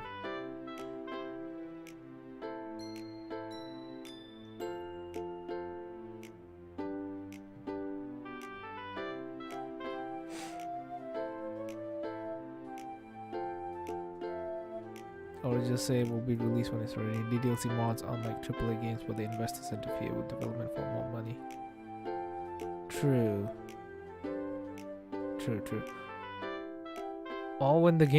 Or make a release date when the game's, done. When the game's like 100% done. Then you release it a week later. Something like that. Oh, I don't doubt that they spent money on it. Money definitely went into it. You can see from the artwork alone. I read it slowly so Meiji can read it. What a subtle way of saying the Meiji is dumb. Goddamn, my mouth is dry.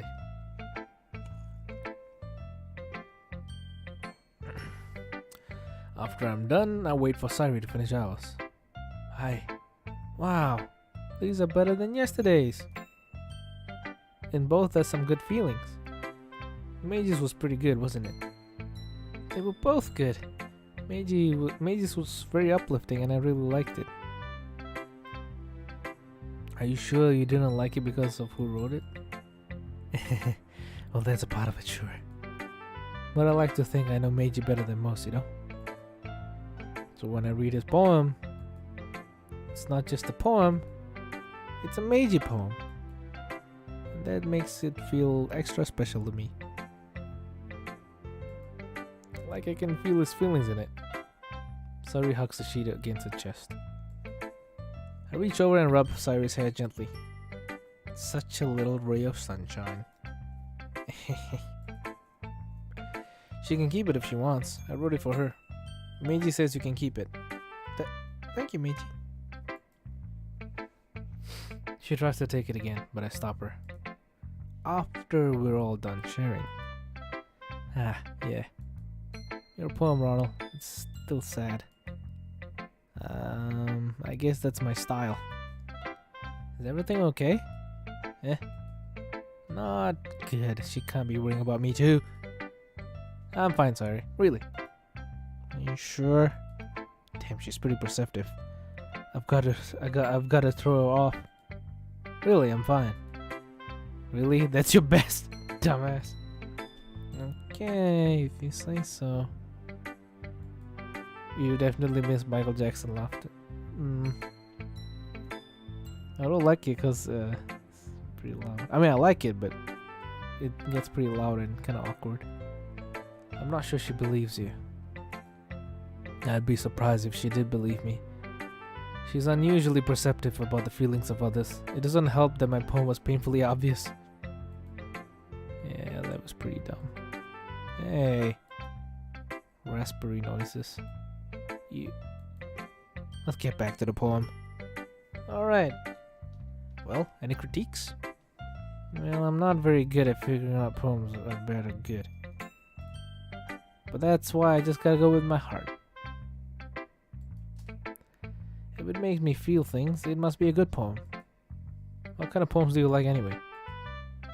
Well, I do like happy poems, but I also like sad poems. No, it's the mix that I like too. What's the word I'm looking for? Bittersweet. Bittersweet poems are pretty powerful. I can't see her liking sad poems though. At least I didn't before.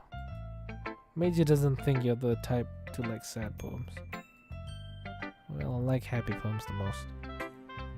But sometimes when you have a little rain cloud, Jesus, when you have a little rain cloud on your head, a sad poem can give that rain cloud a hug and make a happy rainbow. That's a good way to put it. Very poetic. Eh? It is? Maybe I'm getting better at expressing my feelings after all. Thanks, Meiji. Thanks, Ronald. I hold up a poem. Well, why don't we get on to yours? Okay, why can't I pronounce anything? What did you two think? Meiji? Sorry, did you really write this? I relay the message. Of course I did. Didn't I tell you yesterday I was gonna write the best poem ever?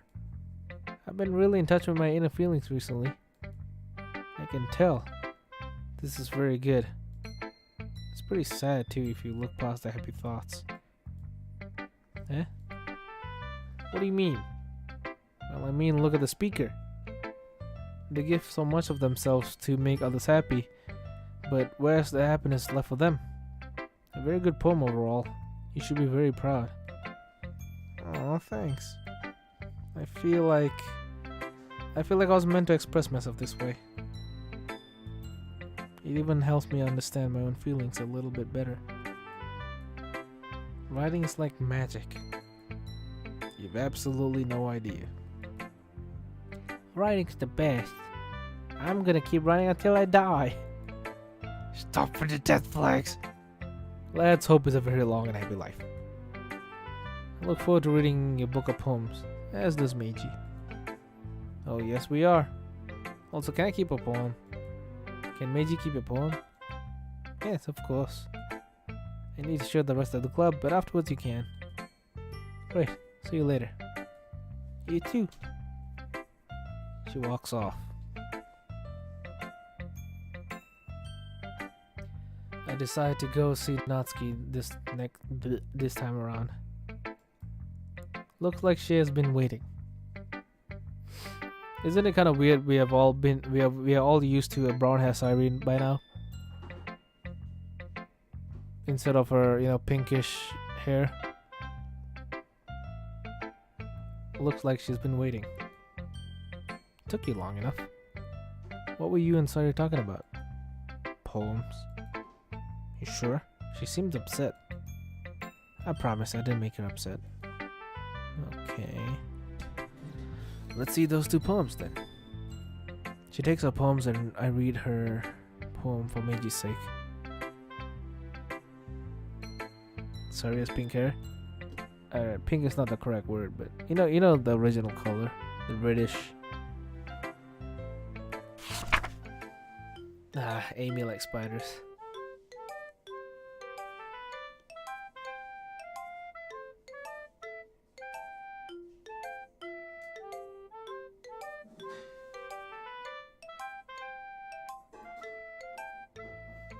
Hey, I've got a question. Yeah, go ahead. Yeah, I know we read this when we play the game, but what does it mean? Well, many of the fans of the game believe it has two meanings. Some think that Amy is a reference to Yuri, and that spiders is a reference to her cutting. Others think that Natsuki is writing about herself and her love of manga from an outsider's perspective.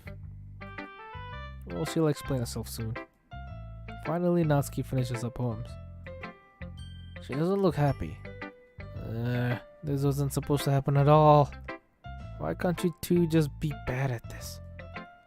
My poems are supposed to impress you two, not the other way around. Natsuki, did you just compliment us? No, I mean, Natsuki struggles a bit. As she's struggling to think of an excuse, I press the attack. Hold up, back up a bit. Huh? You're trying to impress me? But yesterday you hated my guts. How many times do I have to tell you? I don't hate you, crap, I said something wrong. Guess she feels guilty about yesterday. Natsuki, I'm sorry. That was completely rude of me. Let's just continue. Damn. And to answer your question, yes. I saw how you and Yuri were talking about her writing yesterday, and I didn't like feeling left out.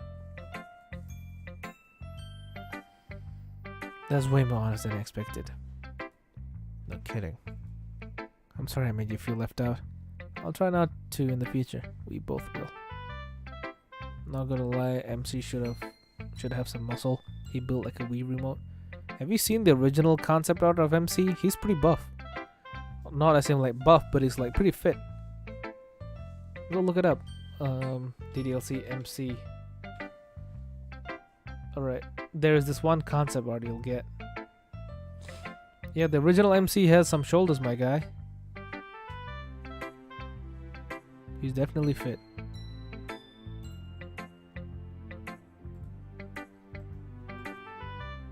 He looks like a Chad. He does. Which kind of sucks because the vibe, you know, he looks like a Chad and yet he's such a loser.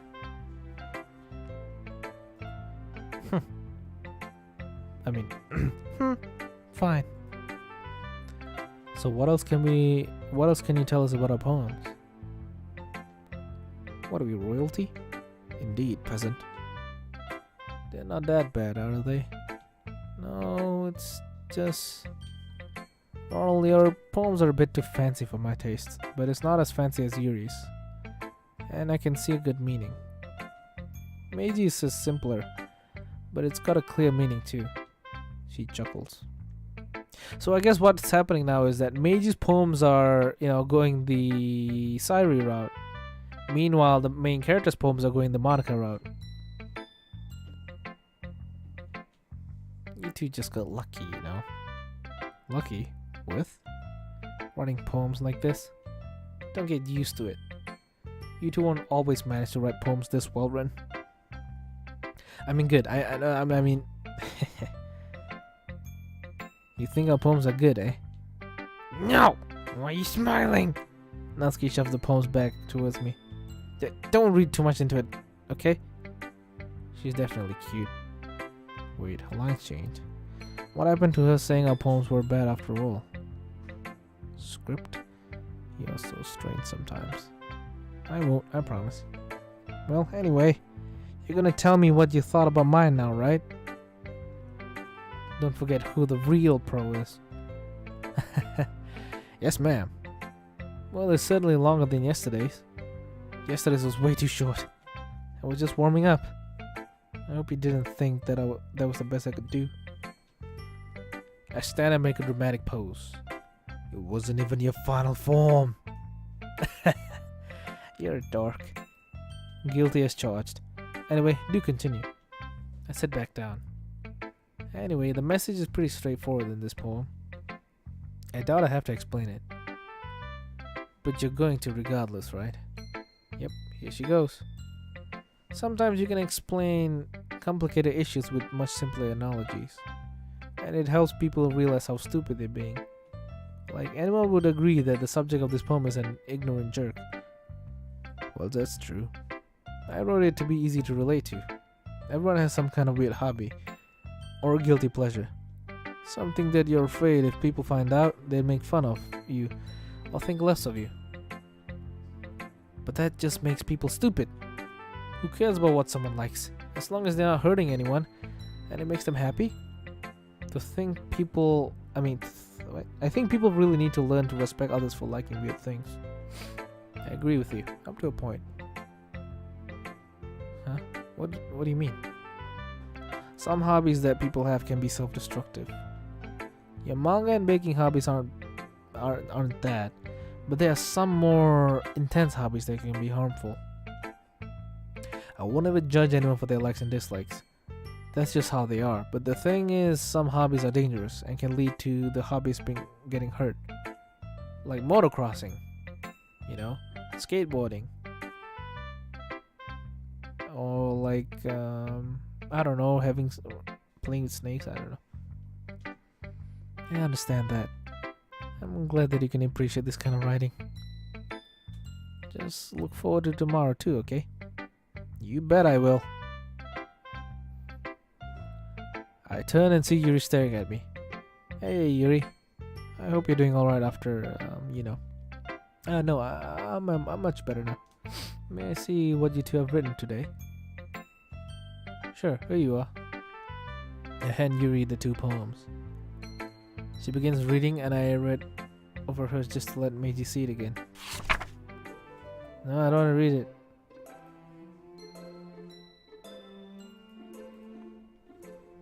I put the paper down and find Yuri still reading.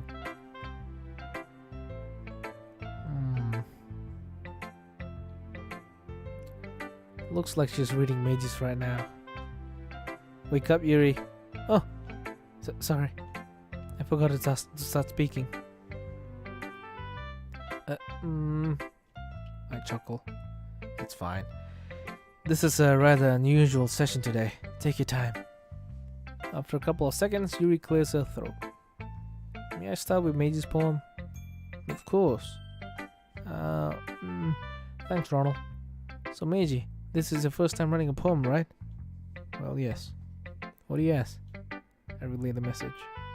I'm just making sure. I guess that it might be after reading through it. Could you explain to Meiji what you mean? Yuri holds up Meiji's again. This one is actually not bad for a first attempt. There are some pretty novice rhyming schemes, but you're not to blame here. It's just that there are specific writing habits that are usually typical of new writers. And having been through that myself, I kind of learned to pick up on them. I think the most notable I think the most noticeable thing I recognize in new writers is that they try to make their style very deliberate. In other words, they tend to pick a writing style separate from their topic matter, and they form fit the two together. The end result is that both the style and expressiveness are weakened. He sounds like an expert. Her stutter is gone. Well, mine isn't gone. It's only gotten worse. I hate my stuttering problem. She's like this.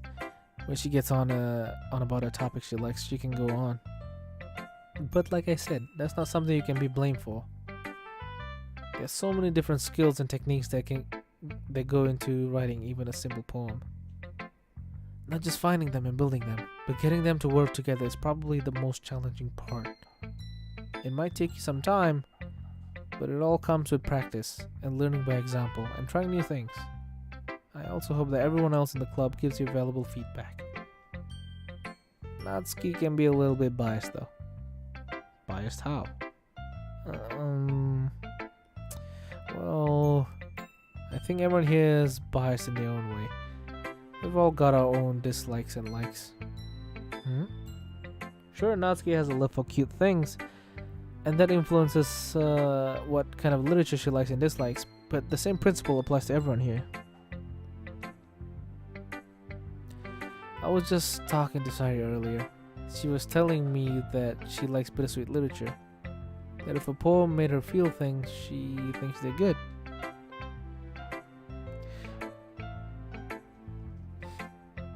Why? Argentina, slow down with the, the vulgar words. Seriously. Because, you might not know, but there are a lot of younger people in chat. You tend to talk a lot about vulgar stuff. Just telling you to slow it down. And then there's you. Remember when you visited us on Tuesday? You told me you like deep and complex words. And it really shows in your poems. Yes, that's true. I still shouldn't have said that. It's alright. We all say things like that sometimes. Anything else? Yes, a question if I may. Sure. Am I wrong in assuming this is an ode to Sari? Well, the unexpected just keeps showing up. Thank you, Argent. I grin conspiratorially. I don't know how to pronounce that. Conspiratorially. Oh yeah, it so is. Traitor. Oh, hush. Yuri's the most trustworthy one here right now. She won't tell. That's sweet. Your secret is safe with me, Meiji. Grrr, I hate you. No, you love me and you know it. So what about my poem? You've definitely been writing for a while and it shows. Your poem yesterday was pretty extraordinary. But today you wrote quite a powerful poem. I was inspired by you and everyone else. I wanted to make more vivid images and leave the poem somewhat open to interpretation. Just like your poem yesterday. Yuri visually swallows. Even her hands appear sweaty. Wait, am I going down the Yuri route? No, because the others like the poems too. Weird. I'm not used to this. Yuri, are you okay? I don't know. I give Yuri the time she needs. Yuri breathes and collects her thoughts. Yeah. Just being appreciated like this, I guess. It probably sounds really stupid. But seeing someone motivated by my writing, it just makes me really happy. I know we played the game and all, but seriously, she doesn't seem like the type who hasn't shared her work. Wait, you've never shared your work before? Yuri nods. I really only write for myself. And besides, people would just laugh at me. I smile gently and lower my voice a bit. Am I laughing at you? Did the other club members laugh at you? Yuri shakes her head slowly. I understand how you feel. It's scary to share something so intimate as a poem. But hear me out. No one here would laugh at you. We're all friends here. Friends are supporting and caring. We would never mock your work like those little bullies earlier. But you think so? I know so. Your work in this club will always be appreciated. Thank you, Ronald. What do you think of my poem? I was a little more daring with this one than yesterday's. You're not kidding, this is an amazing poem. Much more metaphorical. I'm guessing this is more the style you're used to writing? That's correct. Using the poem as a canvas to express vivid imagery and conveying emotions through them. I wanted to express the way it feels for me to indulge in my more unusual hobbies. Cutting. Damn, we've got to help her. We will. How much hour we stay here? I've been... What? What? 3 hours? Well, the stream has been going on for 2 hours. I think once the poem section is done, we can wrap it up. What do you say? Because I'm pretty bored too. My mouth is getting really dry. It's those sort of things I'm usually forced to keep to myself. So I sometimes enjoy writing about them. We all have hobbies that are embarrassing to talk about. Yeah, like, I don't know, liking a certain fandom. Like being an anime fan, being an emo, harvesting the organs of the innocent, stuff like that. One of mine was I collected swords. I was just selling them off before I woke up here. Damn, you collected swords? Those are pretty cool. You did? Honest to God. Damn. Collected swords? Yeah, I was terrified to admit it. I was afraid I'd be seen as that American who could shoot up the school. Ironically, he was collecting swords and not guns. Once I was 17, though, I wasn't afraid to admit it. Sure, my former classmates tease for it, but not too seriously. Of course, they're not gonna tease you for it. You have a lot of swords, for fuck's sake. It's a shame they aren't real. Your former classmates sound like good people. Having people like that in your life must have been quite a pleasant experience. Well, you do have friends. You have me, Meiji, and the others in this club. They wouldn't ever judge you. Damn right. I chuckle. Meiji just agreed with me. And I know for a fact Natsuki would too. Natsuki? Why? Natsuki wrote about something like that too, actually. About something being ridiculed for a strange interest. Eh? She did? I read a poem earlier, but I must have missed that part. Yeah. We got into a small discussion about it. She was saying it doesn't matter what you're into as long as you're not hurting anybody. She's right. I mean, did she really feel that way? Yes, indeed. That's interesting. To me, she seemed like the kind of person who would make fun of my hobbies. But I suppose that's my fault for judging, isn't it? Please don't tell her I said that. Yuri, it's okay. If I'm honest, it would make sense that you'd think that. I'm guilty of that kind of thinking sometimes too. But we just need to learn from the experience and keep it in mind. And please know that I will never, ever, ever judge you for your hobbies. And neither would anyone else here. Okay.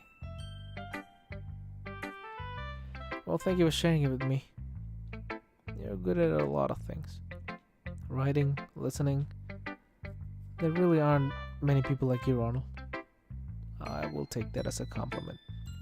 I smile at her. It's just how I feel. I never thought I would feel so comfortable sharing my writing. But now, I almost feel like I look forward to it. It's just a really nice feeling. And you're to thank for that. Yuri smiled sincerely at me. Her timidness vanishes. I smile warmly back at her. Anything I can do to help? Well, this is gonna be awkward. Well, damn. That was very long. It's like the game can't make up its mind on who I'm appealing to. There's no harm ending, I hope. That'd be such a mess. Well, with the absence of a poem game, I'm guessing it's improvising? I wonder where that minigame is anyway. Weird. Maybe Monica knows. I begin putting my stuff away as I'm pondering this. As Monica and Sari continue to talk about their poems, I see Yuri walk over to Natsuki. Uh-oh. I hope they're not gonna get into a fight. I walk over to them just in case. Ladies, is everything okay? Yuri and Natsuki look up at me. Ronald, hello again. Hey there. What's going on in this thread? You're not gonna start fighting, are you? No, you dummy. You were just telling me something. Oh, what about? Well, about Natsuki's poem earlier. I was just asking her about it. I see. I guess she doesn't want Natsuki to get mad at me for mentioning it to her. I wonder, will this result in the beach poems? Well, to answer your question, Yuri, yes. I mean, people who judge others based off a hobby is stupid. If you do it on your own and it isn't hurting anybody, what's the harm, huh? Yuri looks surprised by Natsuki's words. Well, wow. I didn't realize you felt that way. What's that supposed to mean? I didn't mean...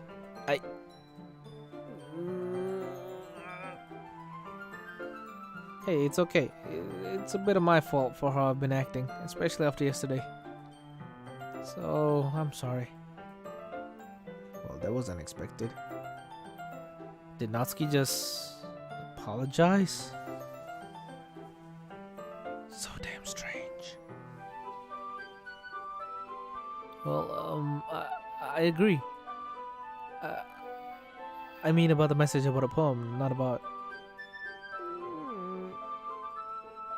It's okay, Yuri. I understand. Go on. Yuri takes a deep breath. You're absolutely right, Natsuki. Plenty of hobbies don't hurt anyone. And it's no one else's business. Glad we are agreeing on something. Yes, I'm pleased to know that as well. As both women talk, Mage speaks up. It's nice seeing them like this. It really is, but... This may lead to the beach poems. Beach poems? In the game, sometimes Yuri and Natsuki write about the same topic. That is, if the player doesn't appeal to them as much. Huh, okay. Hey, I have an idea. Yes, so do I. Moment of truth. What's it gonna be? 3, 2, 1, ignition. Let's write about the same topic. Liftoff. We have liftoff, Columbia. You have cleared the tower. Eh? The girls look shocked as if, that they seem to have the same idea. Did we just have the same idea? Looks like it. It was pretty funny that we wrote about the same thing. I suppose it was, yes. So what topic do you want to write about? Natsuki thinks hard. Then, as if remembering I'm there, she looks at me.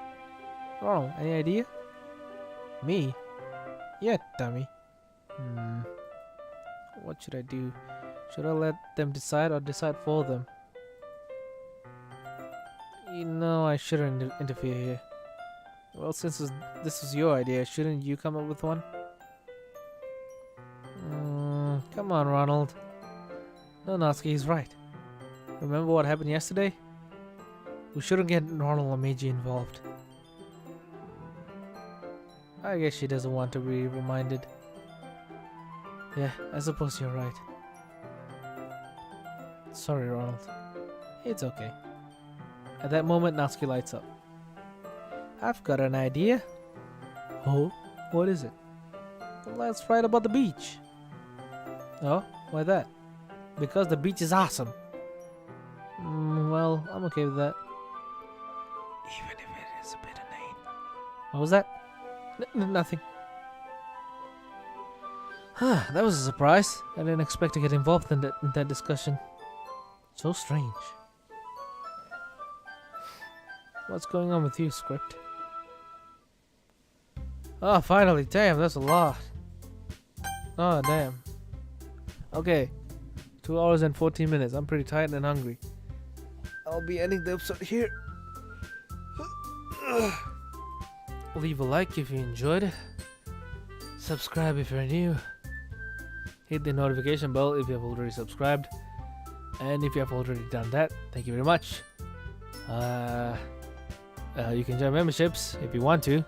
They're 99 cents at its lower level. And I'll see you guys tomorrow hopefully with Infinity Pens. Bye bye and arrivederci.